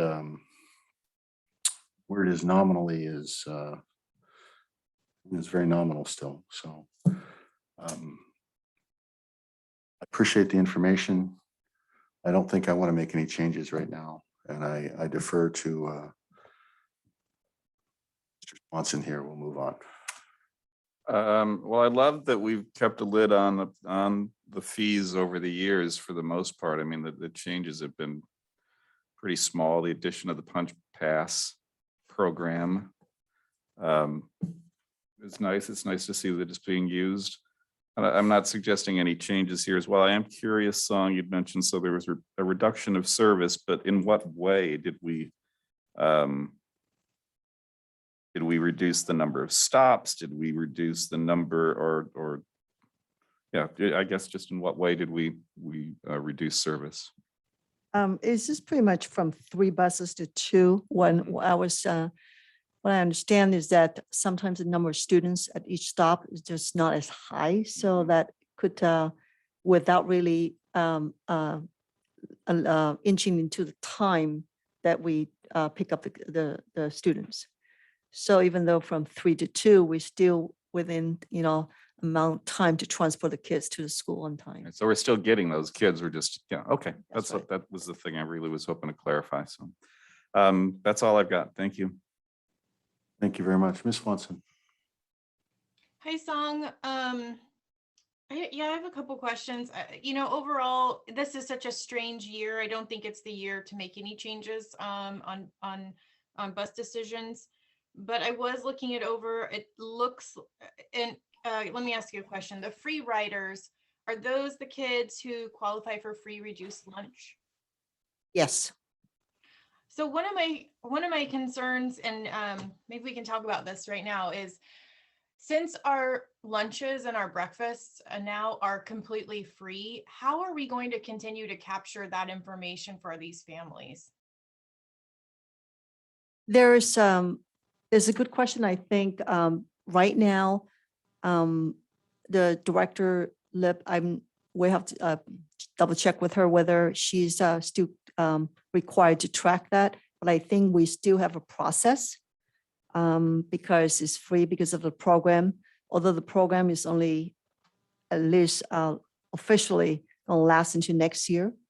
But at this point, I believe still the process in place. With the details, I can, you know, come back and let the board know. Okay, and so do you mean that the free breakfast and lunches are only going to happen for the next 2 years? Is that what you mean? To next year, 22, 23.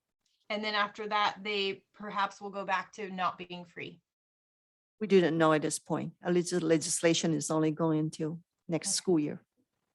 Carolyn, may I interrupt for just 1 second? Sure. Through 22, 23, correct? Not. That's correct. Thank you. Thank you, Carolyn. Yeah, no problem. Okay, yeah, so I don't have much more on this because like I said, I don't think it's the time to really make any changes, but I will say, looking forward to when we get to a more typical school year, the bus ridership, I want to make sure we're serving the families, and my child doesn't ride the bus. I don't really have a good way to get the pulse of families on this one. I don't want to just, you know, ask for a committee on everything, but I would be interested in hearing some options on how we can hear from families. I see the bus ridership is going down. That might be COVID. That might be because the service that we're providing just doesn't quite fulfill families' needs. I know the sporadic, and I don't mean to cast a dark cloud on the bus reliability, but we've got, you know, like you were saying, Song, just lack of staff sometimes. And so, you know, if I was taking my kid trying to rely on the bus and it sometimes wasn't working or it was running late, I'd be more, you know, less likely to use it. So I see this as almost like a customer service issue. Like we should really make sure that we're providing this service for our bus riders. And I don't really know how to make good decisions on that unless we hear more from the folks who are riding the bus. So maybe next year we can revisit that and get some sort of input from them. And that's my comment. Ms. Swanson. Dr. Rivera. Just to piggyback on that comment, I don't think we could predict why there's been a decline. Maybe it's obviously someone needs a bus for so long, 4, 5, 6 years, and then they move on and they don't need to ride the bus. They can walk to school or whatever. But I do like the idea of every so often checking in with the family to see where the need is, because we do have families moving in, moving out. Just the need, depending on where the families are, is changing quite often. So that's a great idea to check in. I do think that this is a basic need for our community. I'm so glad that we have it, and we should continue it, even if we take a hit. This is something that we do for our children. That's all. Thank you. Thank you. Ms. Dawson. Yeah, I come from a little different viewpoint on this. I think part of the reason probably some people aren't is because they realize they can get to school on their own, and COVID would have maybe forced that choice. I know in the past it was something that a board member felt should be free. I think last year when we had to raise food prices is not a good feeling, because you want to make sure people are okay, but it should not just be a losing proposition. I mean, there are people of need in every district, and I think we're out of whack is what I think. I'm not saying we do anything right now. I think the way the year is and COVID and everything else, it's very smart to just leave it be. But I certainly think in the future, just because we've kept it very, very low doesn't mean we just continue to do that. I just think it's, you know, it's a perk. And yes, in Carmel, they have to go down to Captain Cook or wherever they have down in Big Sur for one of their elementaries, which is 1 hour going down that road. And as you said, here, people can make it a lot of times. It's not like such a tremendous hardship. And my last district, no buses. District before LA Unified, sometimes kids rode those buses an hour and 20 minutes one way to get to where they were headed. So I think it's something we continue to look at. And I agree, not now, but coming. Thanks. Ms. Gaona. I have no comment. Thank you. So a couple of things. One is there was a very concerted effort at both elementaries a few years ago to actually get people on bikes and walking, which I think is, we actually see. And once it started, you know, I know whole families who were not, and now a family of 3 or 4 is walking on a regular basis, and they're not, I mean, let's face it, Ellen and I walked to every school and it was 7 miles. So that was the entire loop around the city. So it can be done. And if you start that, a lot of people I think have taken that on. So we've actually moved, I think, appropriately. And I agree, we shouldn't do any changes on this immediately, but continue to look and move it forward. So I don't think there's an action. I have a question for you on bus ridership. One is, as we replace buses, this has become somewhere in there. We have an environmental policy, and if not, we should say we're going to start going electric or at least hybrid on such things. Now, buses have a half-life of roughly 1 billion years, millions of miles. 1 billion years? A long time. They take a long time. Really. So it'll be a while, but as we look at new vehicles and environmental policy overall, we might be considering, do we have an environmental policy? We actually, I want to say 2 years ago, we had opportunity, we did. Yeah. And we did not qualify. We didn't qualify. Right, because of the air, because there's a set of criteria. And we didn't make it. And doesn't mean that we can't continue to pursue that whenever there's an opportunity for, Right. rebates or funding or matching funds, what have you, will continue to do that. So the next time this comes up for discussion, I think part of it is right-sizing the buses and whether or not we're going to start looking at any new future purchases in those terms. Finally, in terms of bus ridership and field trips, we set policy a few years ago, 2 years ago, I believe, saying that local field trips are to be free. And I do not recollect we define local as within the county.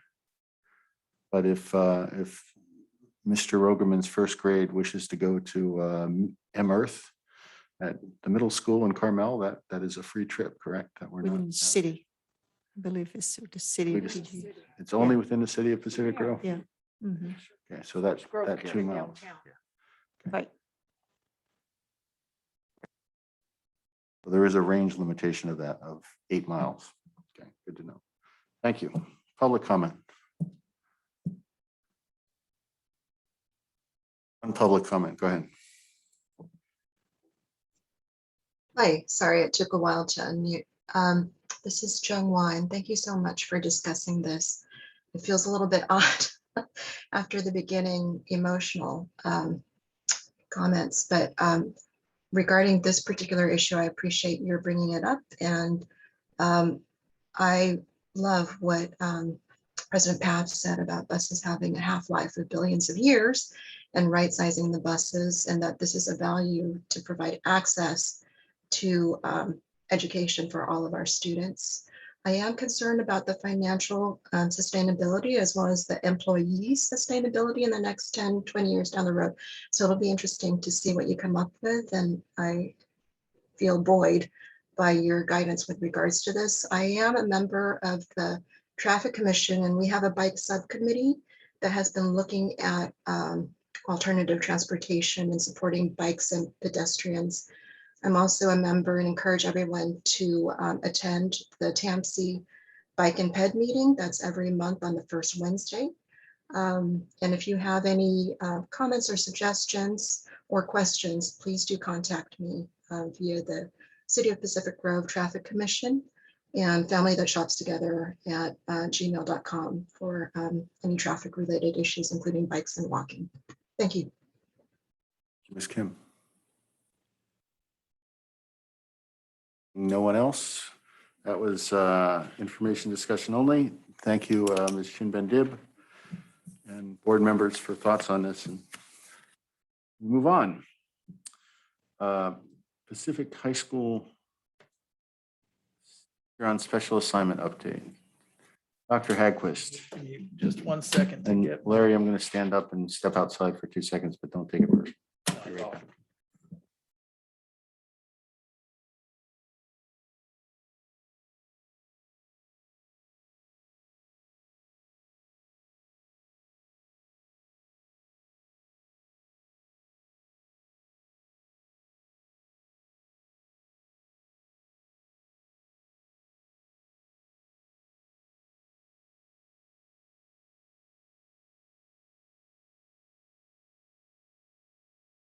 While I wait for Mr. Paff. Go ahead.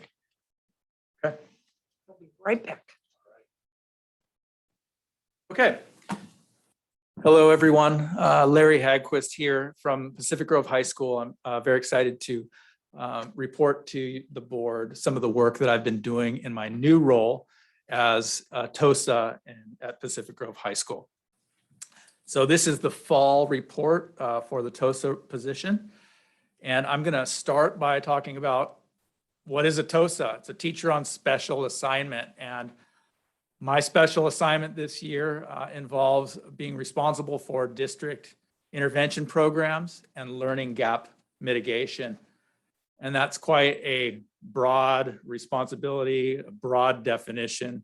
How do I go about supporting these intervention programs and beginning to mitigate learning gaps and learning loss that we've all been hearing about. The way I went about it is I have two reports. I presented two reports to you. They start on page 102 of the board packet. And I wanted to let you know that this week I've been able to look at some new data and gather some new data from the students. And so in the second outcomes report that I gave you, I've actually been able to add a little bit, and I added a slide today that I'll talk about that speaks to that student data.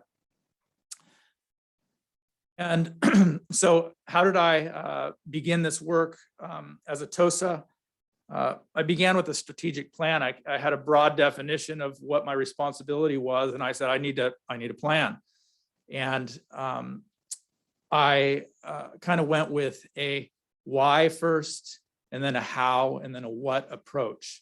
So I said, why is this position here, right? And I needed to figure that out. How am I going to go about this new responsibility that I have? How am I going to devise a system? And then what's my workday going to look like? What's my workflow going to look like? How am I going to be an asset to the district in my new role? And so let's start with the why. The why was I looked at the federal legislation, state legislation, and there's been a lot of it in the last 18 months. Things like the CARES Act and the supplemental appropriations and American Rescue Plan, AB 86, all the stuff that I'm sure board members, you hear about, we read about it in the newspaper. What does it all mean to the district? Well, as far as the TOSA position goes, it means that we receive funding, and with that funding that is helping to support some of the programs and the work that I'm doing are responsibilities, assurances. There are many assurances, and it gets quite complicated. So I used a qualitative coding process to kind of rank the assurances in order to prioritize needs. And I discovered that the number one priority, according to the legislation, is academic learning support. So that hits right at my position, right? We as a district have a responsibility to implement academic learning supports. And we're going to have accountability and progress monitoring. And I see that as a really big part of how I can help Pacific Grove Unified School District. And the next was the how. So I started with the why. The next was the how. How am I going to do this? It seems like a huge responsibility when we talk about learning gaps, right? What is a learning gap? A learning gap is the difference between what a student knows and what a student is supposed to know according to the standards. We all have learning gaps. I have a learning gap up in my brain right now, and you guys are responsible for it. So can you fix it? It's a big job. So how do we start to patch the holes, right? How do we fill those gaps? We need a system. And so when you look at the research, really the most common academic intervention system is RTI, or response to intervention. And typical RTI programs, that's what this picture shows right here, have about 80% of the intervention taking place in the classroom. That's called Tier 1 intervention. This is really just good teaching strategies, differentiated instruction, ways that teachers themselves are using pedagogical practices to identify learning issues and addressing those issues to improve outcomes. Really is kind of action research in the classroom. And next you have Tier 2, which is targeted intervention. This is pull out small group intervention. Typical RTI programs have about 15% of the population there. And this is where you have some of the higher needs students that are pulled out. We have some Tier 2 programs at our school and given much more specified support. And then finally, you have the wraparound services of special ed at the Tier 3 level. So that's kind of what standard models look like. And then I went in and I tried to look at what we had, what our systems look like. And so I focused in on our Tier 2 intervention programs, the ones that we have. Currently, we have 5 Tier 2 classes that house 52 students. 52 students. We have 577 students at Pacific Grove High School. So we are housing about 9% of the student population in our currently existing tier 2 programs.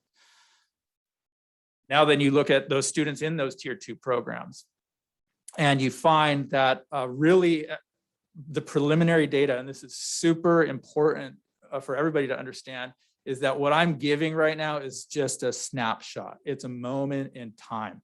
It's a moment in time. So there's no alarm bells or anything like that. It's where we are, right? And when we progress monitor, we'll take a lot of snapshots along the way, and we will see growth, right? That's the goal. If I can help our district and our site at least carry out this task that we have, this transformational task, we will see growth over time. And it might be a little bit like the stock market, hopefully not like the current stock market, because it can be very hard to follow. But right now, about 25 of 52 of the students that are housed in tier 2 are needing support. What do I mean by that? They are the ones that by my operational definition of at risk or struggling, which is the early DNF list, people that are on the DNF list first 5 weeks of school, right out of the gates. And many of those people housed in the tier 2 programs are not in need of the support. They're doing quite well. So that could mean a lot of things. One thing, it could be that the support is helping, and that would be good. But either way, we have right now about 4% in tier 2 support. So when you go back to that 15%, you see opportunity there to address more students through tier 2 supports. Next up, we have some positives from the early data that I've looked at. Like I just mentioned, 52% are successfully avoided the DNF list, which means really they are not the targeted learners that we really need in there right now. 40% of the students, this is great. This is just a testament to the extraordinary math teachers at our school and the after-school tutoring program that they have. That is drop-in basis, which means it's voluntary after school. And the numbers in the drop-in tutorial, which is like a tier 2 support, one-on-one instruction, are very high. They're higher than some of the numbers that we see in the first period math support classes.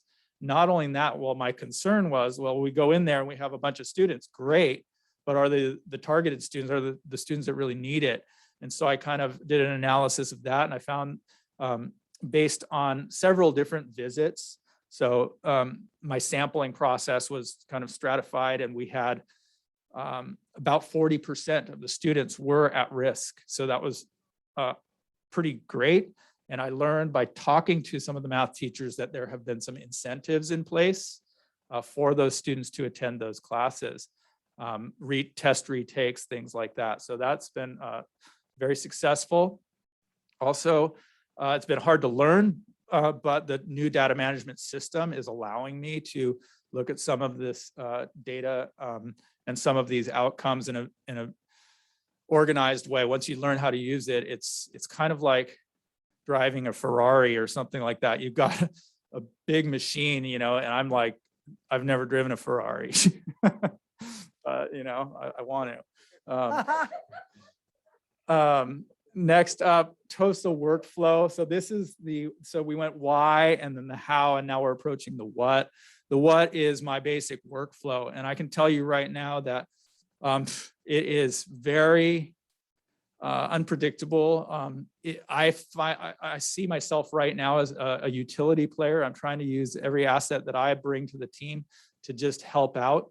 I'm working with Ms. De Silva and Mr. Garcia. I'm kind of the go-between between them and supporting in any way that I can. I've had to learn, negotiate through lots of new technology, even filling roles in my absence in the classroom, trying to support my English department there. while at the same time building systems, looking at ways to strategize moving forward. And ultimately, what I envision is as a TOSA or the TOSAs within our district, really supporting the teachers in the classroom so that we can build a culture of sharing best practices that's very positive and supportive, and that we as teachers are lead learners as well, and that we're growing in our own learning about pedagogical practices at the same time that the students are showing growth in their outcomes. So that's kind of a long-term vision.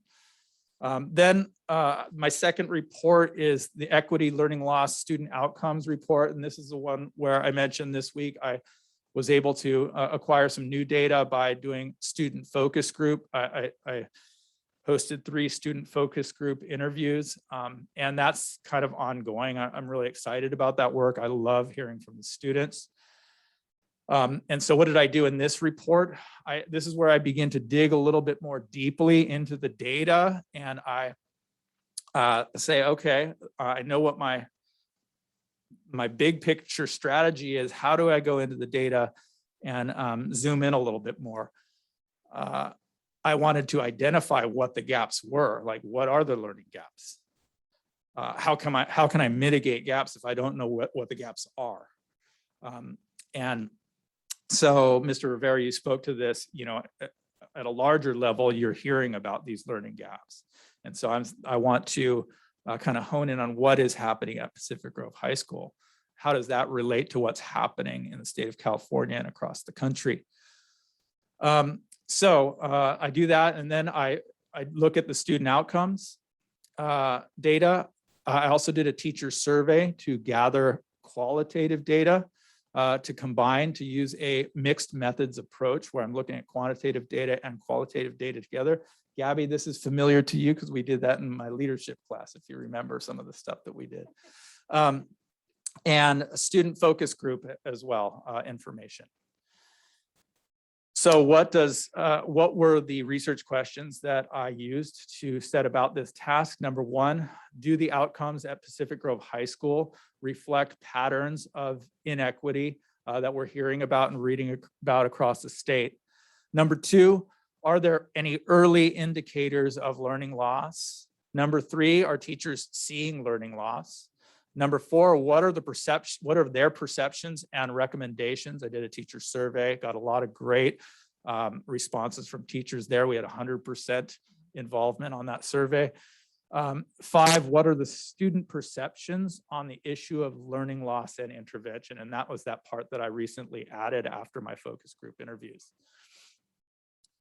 Research question 1, patterns of inequity. I learned that 56.3% of these at-risk students that showed up early in my analysis were from traditionally marginalized categories of students. So this means, what are the traditionally marginalized categories? Straight from the state of California, these categories are racially or ethnically marginalized students. EL or RFEP students, English learners or redesignated fluent English proficient, low income students, and students with 504s or IEPs. And like I mentioned, 56.3 of the at-risk kids were from these categories. Next up, teacher perceptions, research question 2 and 3 combined.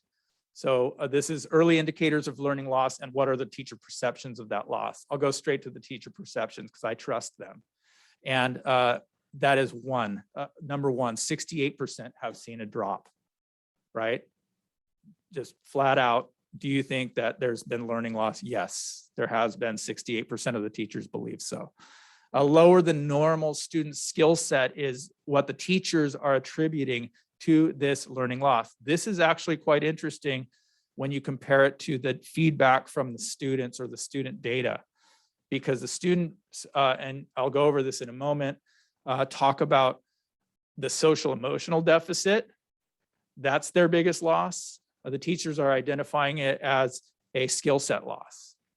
And so one of the surprise findings from that teacher survey was that The DNF numbers, the teachers claimed were not abnormally high. And so that was just the perception. They didn't know, they weren't looking at the institutional data. It just didn't feel high necessarily in their classes. A little bit of a surprise to me when you look at the institutional data and you see that 30% of the student body is earning a D or an F in the first 5 weeks of school. And that was supported a little bit by counseling administration. That seems a little bit high. So we're not looking at prior data to 2018. So we have a new system. This is my first year on the job. So this is my first snapshot. If I had a prior snapshot, I could maybe see a little bit better. But hopefully that's why I'm here, because we will be able to provide these snapshots moving forward.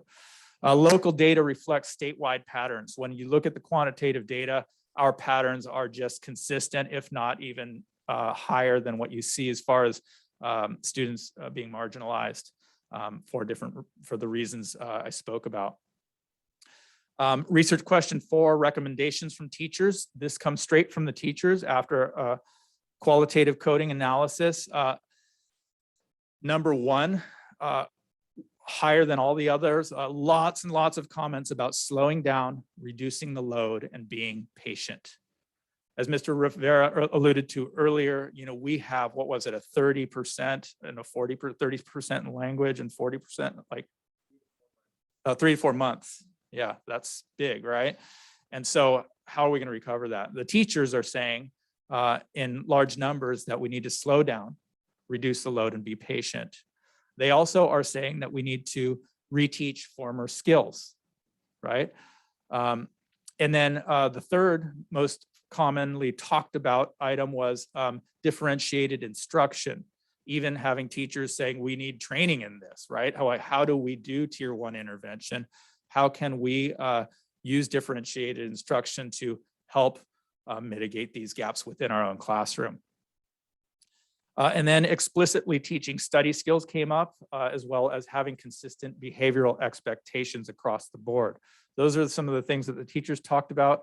My own recommendations after processing a lot of this data was that, and listening to the students, social emotional learning is huge right now.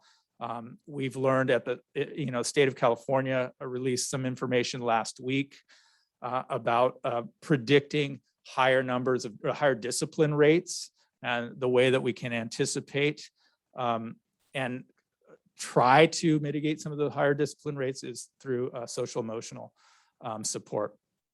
Also bolstering support for the EL and RFEP population at our site. Some of the research that I looked at mentions that within districts like Pacific Grove that are relatively more affluent than a lot of the districts across the state of California, that these students that have language deficiencies they suffer more than they would if they were in another district that didn't have such a homogeneous culture.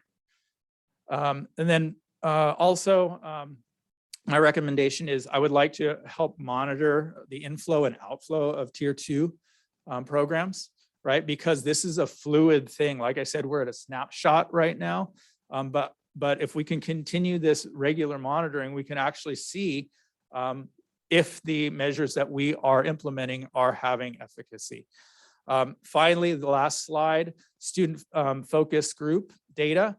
This is very recent from 3 focus groups that I facilitated. I asked the students 3 things. What are the challenges that you've been facing? And what are the strategies that will help you in the classroom? And finally, what are some support recommendations? Number 1 challenge that they've been facing by far is socializing and peer interaction. I got a lot of reports from students, and these are a lot of the at-risk students, as at-risk population. They feel that it's intimidating to begin a conversation with people that they don't know. They feel that they've been locked in, inside for a year without any practice socializing. These are high school students too, and they want opportunities to be able to have peer-to-peer interaction. And this is not just to socialize, but they even mentioned they think that it will be helpful in the classroom. They can use academic language and focused learning in small groups to have peer interaction while they're learning. And the research supports that that's a very effective practice. They also said that the pacing seems pretty fast compared to distance learning.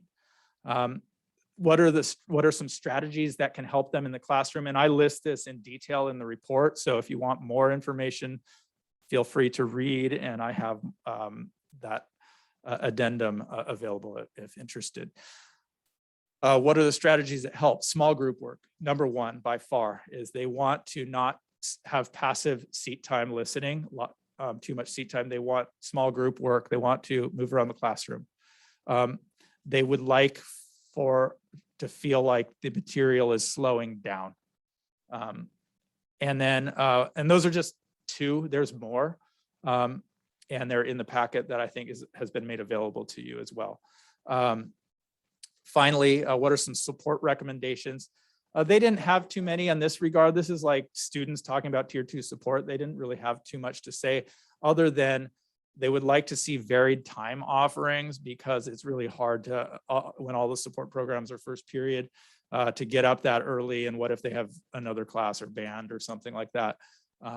It's just, they can't take advantage of the support. So varying the time offerings, as well as offering social emotional support because they're hearing and there's lots of stories about students that are just struggling and they need help. So that's it. If you have any questions, I welcome them. Thank you. Dr. Hegwitz, thank you so very much. That's very informative. And frankly, there's two parts of this. In the first part where you say, we have reached out and we can see the results in certain segments of this. That's what I'm looking for. Thank you for that. And it's good to see it. And I look forward, frankly, as we continue with the intervention teachers at the lower levels and at the middle school, which Ms. Schertz just picked up, to see that progress. I did have a question, actually. Are you doing math, Ms. Richmond? Are you still doing math assistance?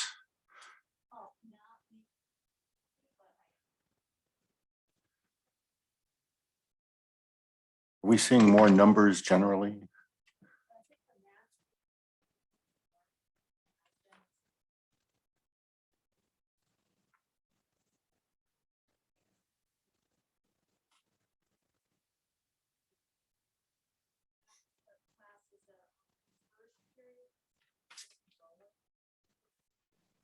We can't hear it all. So, sorry, Caroline, I should have asked Ms. Richmond if she wouldn't mind to come up.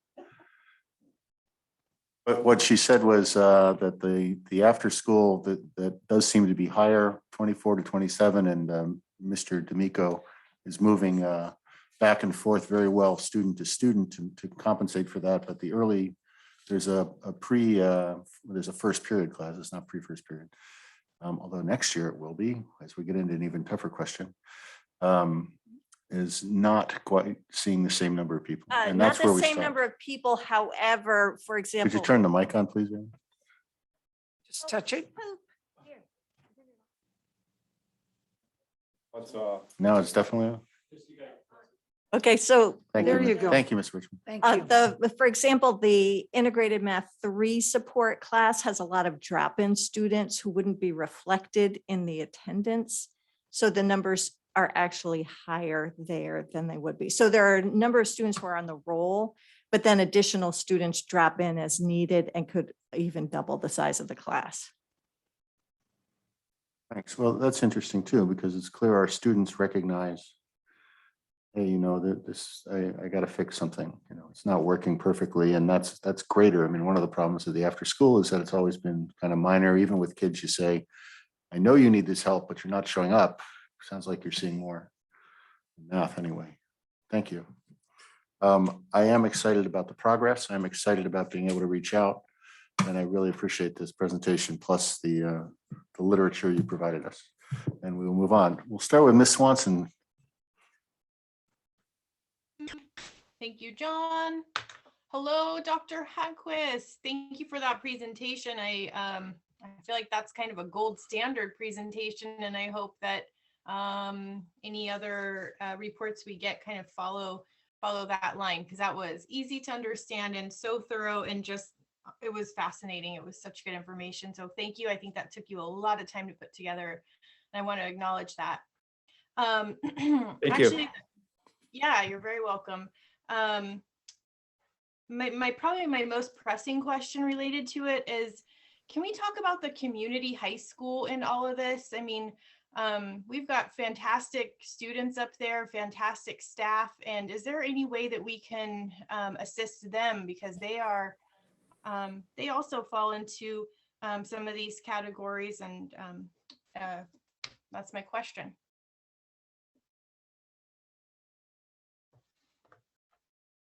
Oh, you turned it off. I Yeah. turned it off. Here we go. We'll figure this out before the night's over. Lito Garcia, Principal, Pacific Grove High School and Community High School. And Trustee Carolyn, the work that Dr. Hagwitz outlined, we actually do that daily at Community High School. We are differentiating with all of our students in every subject matter. We added this school year after school opportunities for our students. They have to sign up for at least one opportunity after school, Monday, Tuesday, Thursday, or Friday. Multiple students are there 4 days a week, and multiple students there are at least 2 days a week. So again, all the differentiation is actually a core element of our community high school. Yeah, thank you. I know kind of the DNA of the community high school is to focus on intervention and customizing education. I would be, if it's okay, I guess my question is, would there be any potential benefit to bringing the community high school into this fold, or assisting any of the staff up there? Mind rephrasing the question? I'm not actually sure what you're asking for. Yeah, so the district, we have these funds to have teachers on special assignments to kind of keep an eye on and kind of weave together programs to assist our kids. And so I read the report, and it's focused on our high school, and it was fantastic. And I'm just wondering if there's anything we can add to the community high school, any resources we can help with up there.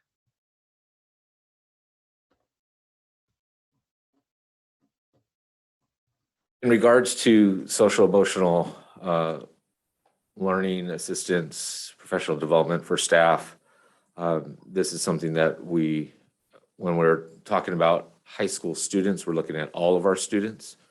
And so whatever we bring to PG High in the area of social emotional learning, we will also incorporate at community high school. In terms of the academics, I really believe that we are meeting the needs of all of our students at community high school with the current program that we have in place now. Okay. So you don't feel that any additional support is needed? In the academics, no, not at this time. Okay, thank you. And then let's see. One area, I guess this is back to questions for Dr. Hagquist. So thank you so much, Mr. Garcia. And actually, you know what? It's a resource, and I think I'll just bring it up towards the end. But it's a social emotional resource, and so I'll just say it out loud right now because I brought it up. But it's the Equine Healing Collaborative, and it's a fantastic resource for students. And so I'll send information over to Dr. Portas. He might already know about it, but I did notice in your report that you're kind of going down that road looking for resources, and it's an outdoor program. It's hands-on. It's had a lot of success. My daughter actually volunteers for the program. So that concludes my comments. Thank you so much. Great, thank you. Thank you, Ms. Swanson. Brian? Well, thank you for the presentation. There's so much in there, and some of it though not surprising, it's good to see, Mhm. just to be reminded of what we're dealing with. You know, I think about when we got to the end of last year and we knew that although some kids were doing better, I think most of the kids we'd realized too, we just weren't getting through all of the material that we would get in a normal year. So we're coming in now. I mean, last year we were moving at this slower pace, and now the treadmill is moving again. They've had a year of walking through the airport. Now they're trying to figure out how to get on that moving walkway again. And it makes them feel pretty unstable. It's obvious. And that is not just academically, but socially as well. Trying to figure out how we have friends again and do stuff and interact with this much larger pool of students.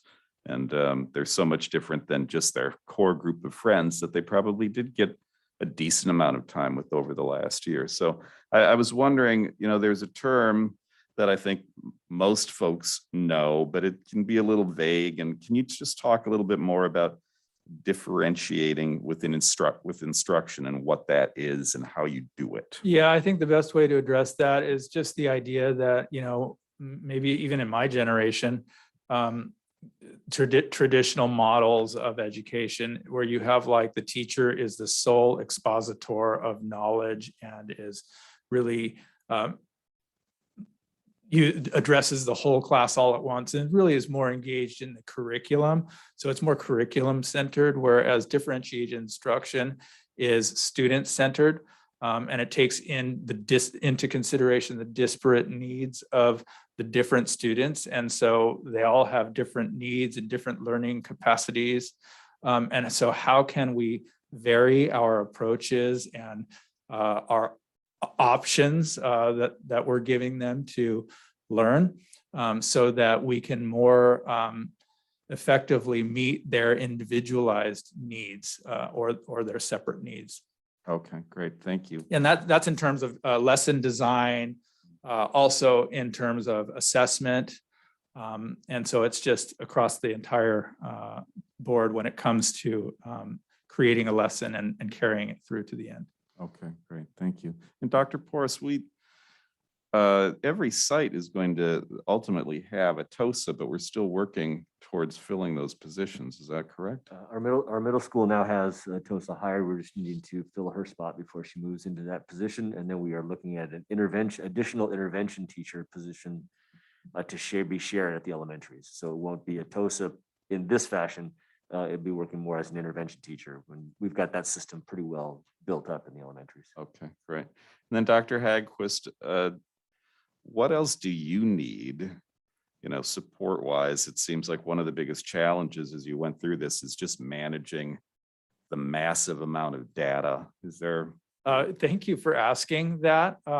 I could tell you right away, number one thing I need, I don't have a space though. I did all of this work. I don't have two screens. So every time I'm looking at a data sheet, I have to close one screen and open another and go back. It interrupts my workflow really. Because it's just really hard to do that. I don't have a desk. I float around the school. I do have one space that I use that I share with one of the other A-wing staff. There's 3 days. I have that 3 days a week, and then I bounce to another office. Just be nice to have like my books around me. Yeah, I bet. Okay, well, that's good to know. I mean, I think, yeah, there's a shed. Sean has a shed that might be available, right?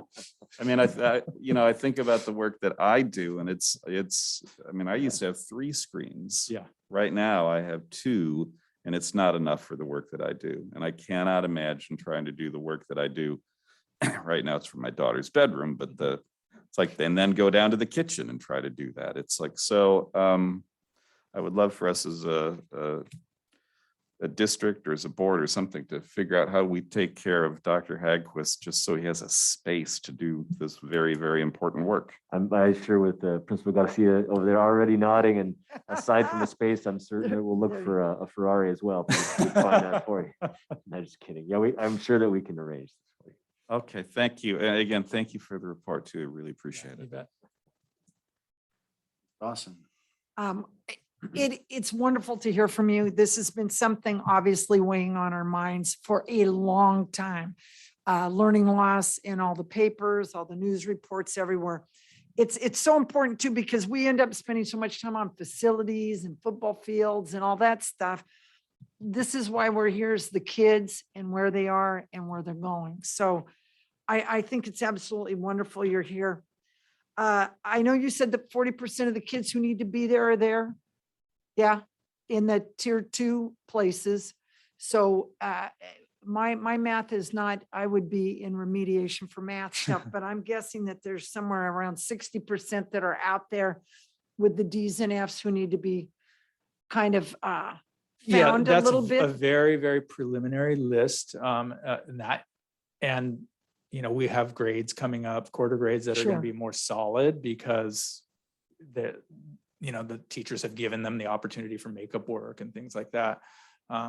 So we'll continue to refine what that at-risk population is, and it's going to continue to change. Sure. So we just have to stay on it. And as we identify, we move them in, and as they become successful, we hopefully can move them out. But that's that's easy to say. It's hard to do in a small school, and with counseling and, schedules and things like that, there's a lot that needs to happen to make a system like this work. Some of your writings referred to like extended day, coming before school, lunch, maybe after school. And I was also, I know we got the at-risk counselor who was specifically there to find kids who were struggling pre-COVID, which was, there's always kids struggling in a high school setting or any setting. So hopefully that kind of assists you. And I love the incentives.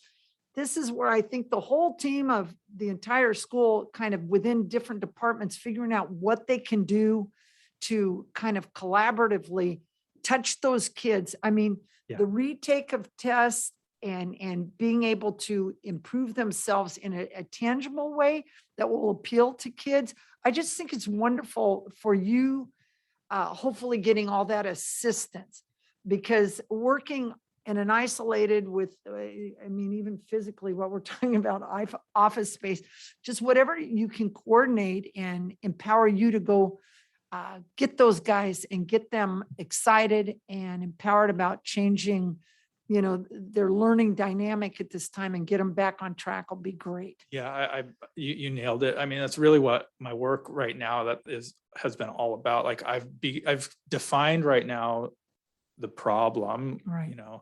Instead of everybody talking about it and thinking it's happening, or all perceptions, like we can see it. And I haven't even shared out the data on the map testing, and the map testing is all about growth, right? And being able to track growth. And that's going to be able to see how we grow relative to outside populations and things like that. So it's a pretty cool tool. But yeah, defining that problem and then using that as a sort of beginning so that we can collectively come together and create a vision before we move forward. I think that's going to be one of my next steps, is doing some of the vision work that I've done in the past with some other projects, so that we can bring everybody's voice together to solve the problem together. Everybody right now, when I go into classrooms and I observe, I'm just looking at assets. We have an amazing staff with a lot of different skills, and it's like I'm able to see so many different assets. Some of these strategies that the students are speaking about, I'm seeing them in the classroom. And I would like to eventually be able to, like I said, create a culture where the teachers are sharing best practices and being vulnerable and failing together and growing and learning together. And that's my goal. And not feeling really a sense of threat or fear. Right. Because that if we're going to learn together, we're going to make mistakes. There's guarantee I'm going to make mistakes. Everybody's going to make mistakes. And if we can learn to be comfortable doing that together, will be a huge win.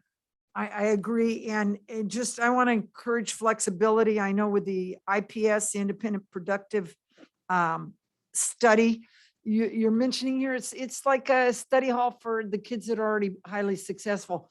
So looking at this, I mean, keep doing that, and things that are maybe not as effective because they're not as necessary, to keep going after those kids with that net and pulling them in and getting them on track. But I love the idea of everybody working together, and I just can't think of anybody who do it better than you're doing right now. So thank you so much for spearheading this with Principal Garcia's support and Steinbach. I mean, all you guys just moving forward, and the counselors, et cetera.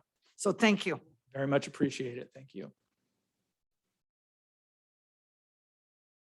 Thank you. Thank you so much for this presentation. I really appreciate all the work that I know you've put in it. And as I was going through the presentation part, writing down questions I had, excuse me, and then I went through the report at the end that you didn't go over, but we were allowed to read, and those questions were answered. So very well done. This is my lane. This is what I'm an educator. This was such a pleasure to read, and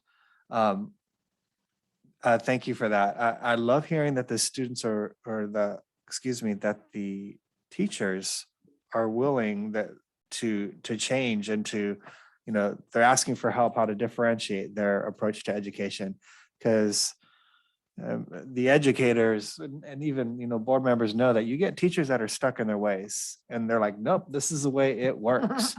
But it doesn't always work that way. So to have staff that is willing to change for the students' sake, to grow, and to, as you said, to make themselves vulnerable and said, okay, look, this is where I'm at. How could I improve my teaching for the students? That makes me so excited. Yeah, it makes me excited as well. And to be honest, that's one of the things that I love about this kind of work, because it's very easy to not see the truth, because you get, there's a lot of emotion sometimes that happen in like day-to-day conversations. And there's a lot of fear around voices and things like that. And those voices are valuable because we have to have opposition, right? That's kind of part of that dialectical process. But if we can approach that opposition in a way that we're civil with one another, right? In a way that we kind of always revisit the facts. And that's kind of what I'm trying to do. And that's why, I surveyed the teachers, and I not only read it and then had an opinion, but that's what the coding process is about, is like, I'm valuing every single statement that's being made, and I'm prioritizing each one of those statements so that I can see the truth that it's coming to the surface. And that's what I'll continue to try to do. And it makes it a little bit easier to deal with some of the fear, really, honestly, that I have and that everybody has as a leader when it comes to voices of opposition. During the board member comments at the beginning of this evening, I mentioned how I went to a workshop that talked about learning, what was the term, learning loss, learning interruption. We were also given a handout of different techniques that teachers have used to address this. And I'd love to, send it to Dr. Porras, and if he can pass it on to you, maybe the instructors might find something useful in there, some useful techniques. I don't know if you've talked with other communities that are doing similar things. I'm sure there are. And I know, like, there's only one of you. Yeah. Like, we only have I one. have some friends, I've spoken with some friends that are actually similar positions. I think Monterey Unified, their TOSA positions are called RTI specialists. So they are working with the district level to run an RTI program. Wonderful. So it's great that you're not alone. So wonderful. And like Trustee Brian mentioned, I'm glad that hopefully we'll be able to get you your own working space and anything else that we could help, because this is why we are here. Appreciate it. Thank you. I have no comment. It's all already been said. We'll open up to public comment then.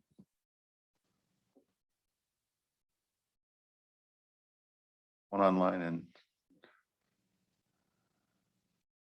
Larry, we're gonna go behind you. Yep. Oh, sure. Thank you.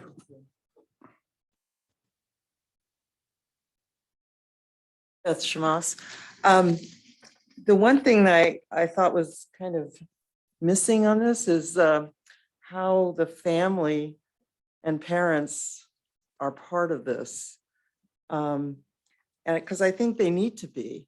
And the one thing I thought about is when you're looking at these kids that are falling behind, it usually is something within the family that's not as prepared or as supportive, or something that is maybe lacking in a way that the rest of the students that are doing well are not dealing with. And so one thing I thought is, we could enlist the adult school to maybe teach parents the study skills we're trying to teach their kids. I mean, because if you're teaching kids study skills and they go home, but the parents don't know what those study skills are, the parents can't really help them. And so I think that there's a place for the parents to actively participate if they're given the resources, because we can't just assume that they know, how to do it. And then also peer tutoring. There was a mention of these kids that don't need to be in that class, but they're using it for study hall. I thought, oh, well, they could be helping these other kids, and it might be a nice way for a social, to improve that social need if they have a way to, something that they are doing for someone else. Thank you. And we have one online. Thank you. I really appreciate, this is Jung Hwa, and thank you so much, Dr. Hagquist, for your report. It was thorough and well thought out and well intentioned. I wanted to ask about social emotional learning, because you did mention that it's huge. And if we can use this opportunity and momentum to address real issues that can effectively multitask and address multiple issues at once.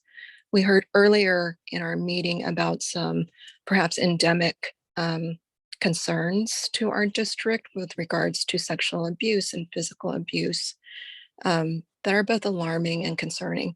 So if there is a culture of this within our district or community, is that something that will also be included, as well as the issues regarding students with disabilities, neurodivergent challenges, and people of color? You mentioned that there were some students who were having some disadvantages in our homogeneous community that might have been a little bit more intensified because of our homogeneous community. So I was just curious with regards to social emotional learning and how your recommendations might address this. So the question is how my recommendations moving forward are going to address the issue of social emotional learning. Yes, exactly. Because I'm coming at this from a perspective as a mental health therapist and an educational therapist. Okay. Who is a person of color and was raised in California, raised by a mom. I would who say is a that public school teacher. So RTI is really academic intervention. So it's a system for academic intervention. So it's not really directly addressing the social emotional aspect. And so there, it is a type of what they call MTSS, or multi-tiered system of support.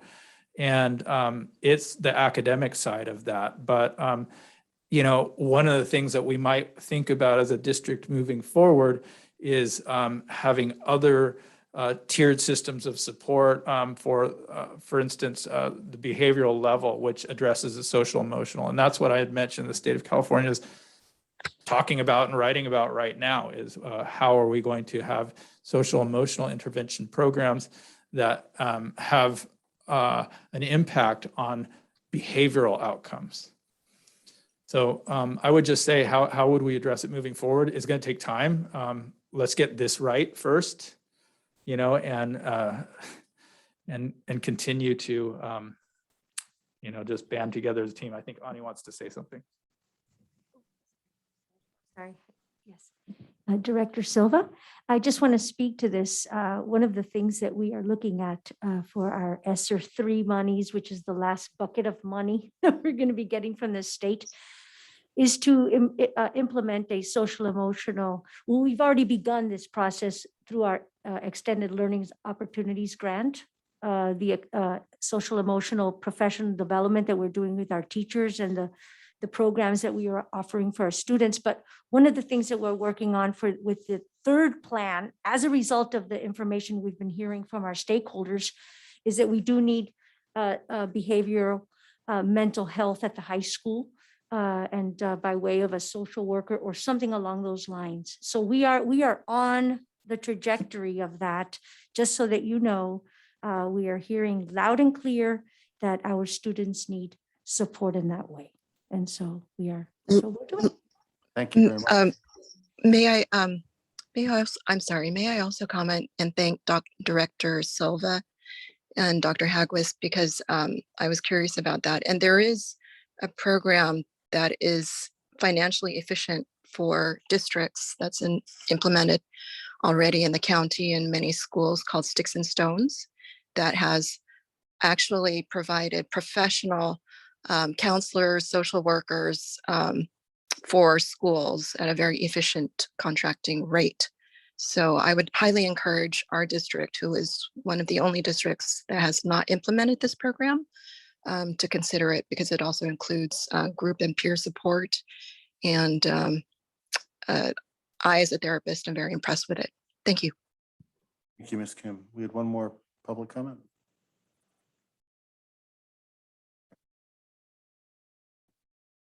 With that, Dr. Hagquist, thank you very much, and thank you for taking on the role, and quite frankly, for the report thank you for presenting and for the report overall. So, and good luck in the next 7 weeks. So, thank you. It's going to be an interesting ride, and I think as we get some elementary help on the way, if we think the SEL is odd at the high school, having kindergartners and first graders and second graders who never once set foot in the school, really showing it now, and we're going to have to bring that up too. So thank you. Thank you.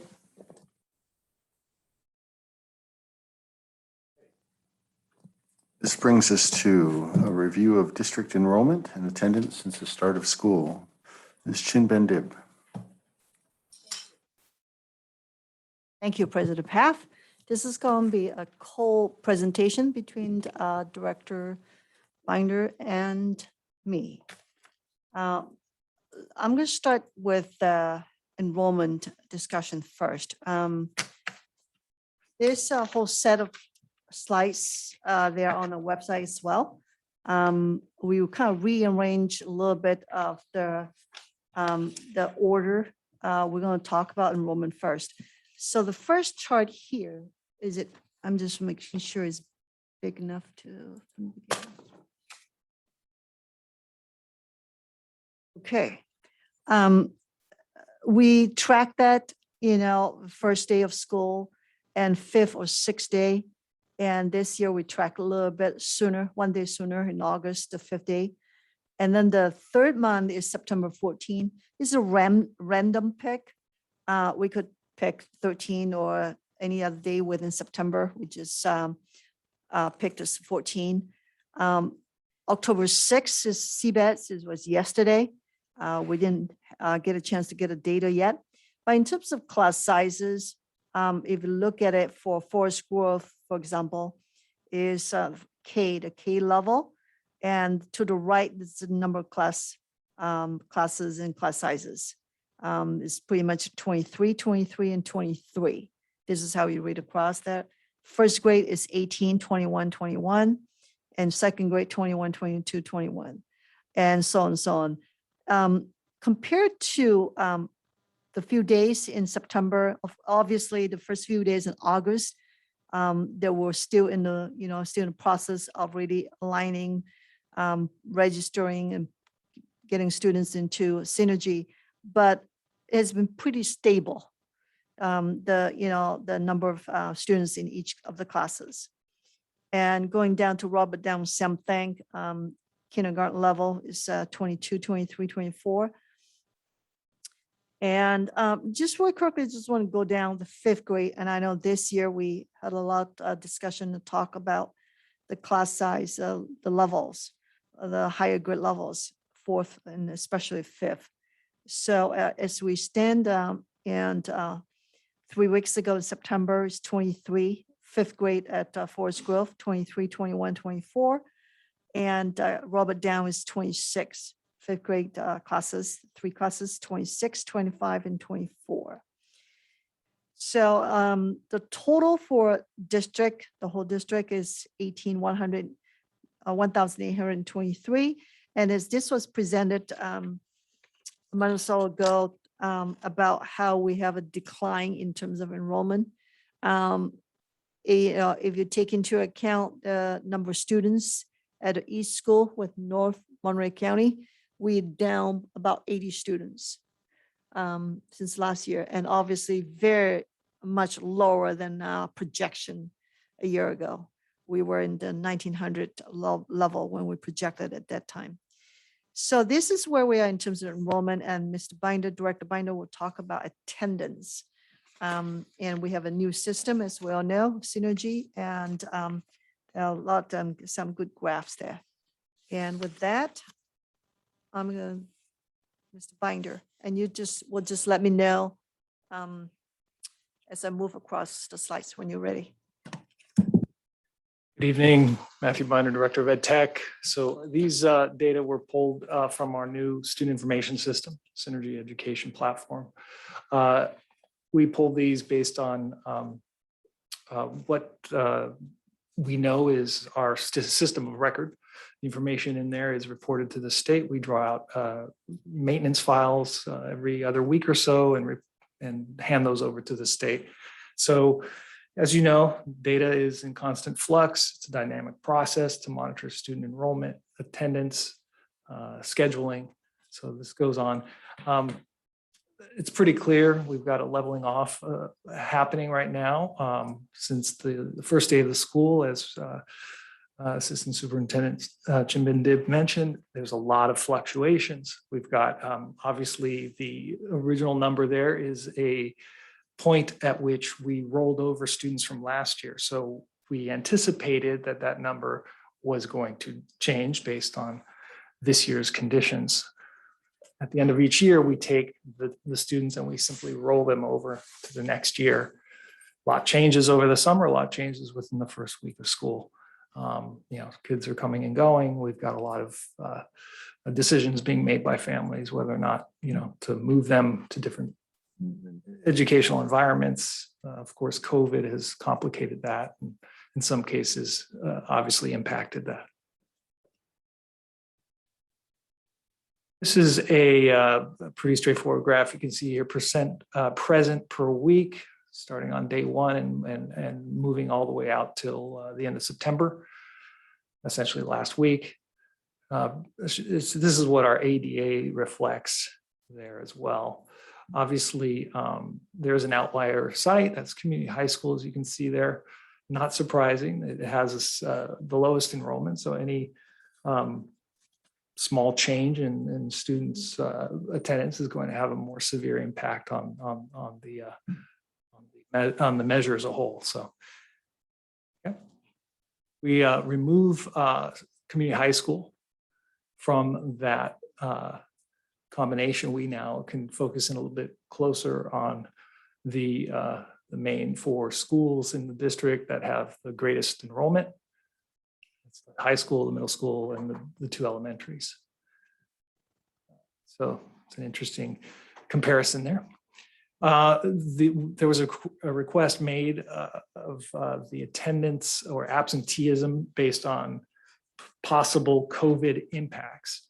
This would be the most common attendance flags or codes used would be illness, medical, and then we added a new code this year according to state requirements. I think that was a recommendation made after we had started the school year, and that was quarantine. So there's a combination by week of those absences based on those three justifications. We remove the medical and the illness and focus in on the quarantine. Again, that's the newest of the codes used to reconcile attendance in the district. That's our week-to-week comparison for all sites, as you can see. So, whoops. Yeah, so it's pretty straightforward. Obviously, there's a lot of variability and a number of reasons why one site might show more quarantine than another. Clearly, there's some discretion being made right there.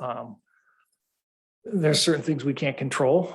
Obviously, when parents call in and provide absence justifications or reasons, we have to take them at face value and we have to code it accordingly in the system.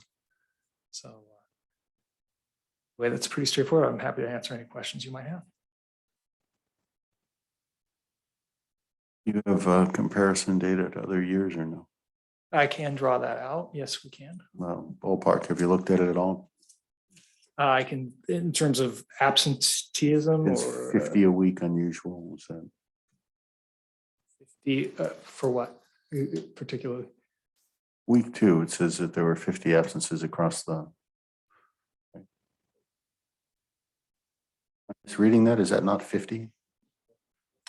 So is that 35? total? Is that unusual? Total. We're talking district-wide. Yeah. But that's just for quarantine. So there is no past data for that particular code. Okay, go up one chart. Go back. Again, this has quarantine in it too. There's quarantine in it, but yeah. I mean, nonetheless, if we're normally at 375 and we go to 400, then Well, I think we're not that far one of the away and we're ways, not in bad shape. yeah, you're right. I mean, if you look at the first attendance graph and you see the percent present by week, that's the previous chart. Okay. You know, some of the schools are hovering about where they were last year in terms of the mid 90 percentile positive attendance rate. So, yeah, I mean, I think overall, and the site principals can obviously speak to this in terms of what they're seeing on the ground. There's not a huge discrepancy between last or the previous year that we had actual attendance data and the current. Okay. Thank you, Matt. So one more piece of clarification. You said the 1835 on strike that it was 1834 on day 1 is cohort movement only. Is that correct? Yeah. So that's this year it was June 1. Did we actually end June 1? Maybe May 30th, whatever it is, whatever the date was, May 30th, and then we assign the cohorts to the next grade, and that gives us 1834. Yeah, yeah, and there's plus kindergarten. Yeah, there's in all the kindergarten. That's kind of the most variable in the mix. But you're right. Yeah. So really, if you threw out that data point, we varied between 1820 and 1813. Pretty rock solid around there. Say what happened to 80 kids between fall of 2020 and spring of 2021. Yeah. Well, we're not alone. I mean, you're hearing the news out of nationally. Yeah, and even locally. I mean, we've got obviously PGUSD is announcing that they're looking at closures as a result of declining enrollment, so forth. Thank you, Matt. You're welcome. Dr. Rivera. No, pretty straightforward. Thank you, Matt. Ms. Dawson. I was very excited to see the high school have such high attendance. I just felt like that a lot of kids who maybe previously would have felt sick more often are so appreciative to be back in person that they're going to school so strongly. I loved it. But thank you for this information. It's good to track this and see, obviously COVID, like everything in our life skews things, but it is nice to share that. So thank you. Mr. Swanson? I appreciate the presentation. I don't really have any questions, but I do love a good graph. You've given us more than Color. more than one. So Pretty thank you. color. Welcome. Ms. Swanson? No comment. Thank you so much. Ms. Gaona? No comment. Members of the public? Mr. Rogerman? Here's someone. Good evening, members of the board. Buck Rogerman, principal of Forest Grove. And for President Paff, I just want to speak a little bit to what a typical year looks like and what this year has looked like for Forest Grove. A typical year, our weekly attendance rates typically are somewhere around 94 to 96%. This year, when you look across the graph, we're more at about 92 or 90%. And I think that one of the things that you look at with the graph across the board is that the middle school and high school typically has a little bit higher attendance rate. And we'll know that those are the student populations that are vaccinated at this time. And so our parents have been taking a really cautious role that when we had a little bit of a cold that went through our school, sniffles, headaches, and that kind of thing, parents were keeping their kids home, getting them tested, and absolutely making sure that they were symptom-free for that 24-hour period before sending the students back to school. Our parents feel a big responsibility toward keeping their children home when they're not feeling well, because they don't want to be the result of, a positive COVID case having an adverse effect on the classes and the students around them. So I think that the dip in numbers that we're seeing is out of caution. And then also students, making sure that they stay home until they are ready to come back to school. Hope that shed some light on it. Thank you, Mr. Rogerman. And in fact, I just looking at this data, I'm not surprised that the elementaries are a little bit lighter. And I absolutely agree with you that our parents are being really very, very good. I'm happy for it that we are looking at this, but I'm also very happy that we're at 90 to 94% regularly, which says that, people are also taking seriously coming back and making it all work. This is very positive data across on attendance as far as I'm concerned. The 100 people lost is interesting, but the people who are here are really doing all the right things. And it's good to see. So I appreciate that. And whatever we've been putting out to them to do that, thank you all very much. So, and whoever's listening, thank you. So I asked for public comment. I just did. You're good. Matthew, Ms. Chinbendib, Mr. Binder, thank you so very, very much. Appreciate that. And again, I think it's very positive data overall. So this brings us to future agenda items. Am I correct, Dr. Porras? That's correct, Mr. President. So I have one question for you that I will start this with. Next year, are we still under AB, whatever it is, that moves school district start times to 8:30? Yeah, we're in the process of working through those schedule changes and what that looks like. Okay, so eventually, even though Isaac and company did a great job 2 years ago, creating a different modified block schedule, we have to redo that. We knew that. That'll eventually come back to us. I think the board received a report from the principal Garcia, I think, regarding the beginning of those changes for the high school, but not all rescinded. Okay. Maybe not. If I look in your face. I mean, but there's one coming out to you. It's going to come to us one way or another. We're going to see this soon because we have no choice. The state has mandated we're going to have period zero. I don't know, zero, I guess. And which brings in that question of tutoring again. Because is that a viable solution? Is that going to be allowed? But we are still allowed a period X or something before school starts. Non-core. Non-core. Is tutoring non-core? I don't know. Okay, moving on. Mr. Swanson, any questions that you had? On future agenda items? No. Yes. Ms. Swanson. No, thank you. I'm good. Thank you. Dr. Rivera. I know we just hired a TOSA for middle school and we have plans for the lower schools, but I'm really eager to see where our students in the middle school and the lower schools are at right now. Thank you so much again, Dr. Hagquist, for your presentation. Looking forward to that. That's all. Thank you, Frank. Kristen? Not at this time, thank you. I have one other question for you. There was a note sent to me. Response to a completely different question, but part of that note said that we are looking for an early childhood development center next year. Is that coming forth, and should we be prepared for that sometime soon? That we are potentially swapping some of the work, and Ms. Swanson said she visited over there this week. I think the discussion is similar to what we've had for a couple of years. At some point, especially considering the transitional kindergarten requirements, do we want to consolidate all of our early childhood education to one campus? And that perhaps might be at the adult school campus since it's expanding. Nothing is set in stone. Those are discussions that we'll continue to have, but it certainly makes sense, but we have to continue exploring that. So you are having that amongst your staff and cabinet at this point, and you will bring that back. Obviously, you have to bring it back, but when it becomes a more serious or when you have more concrete plan. Okay. Public comment on future agenda? Raymond?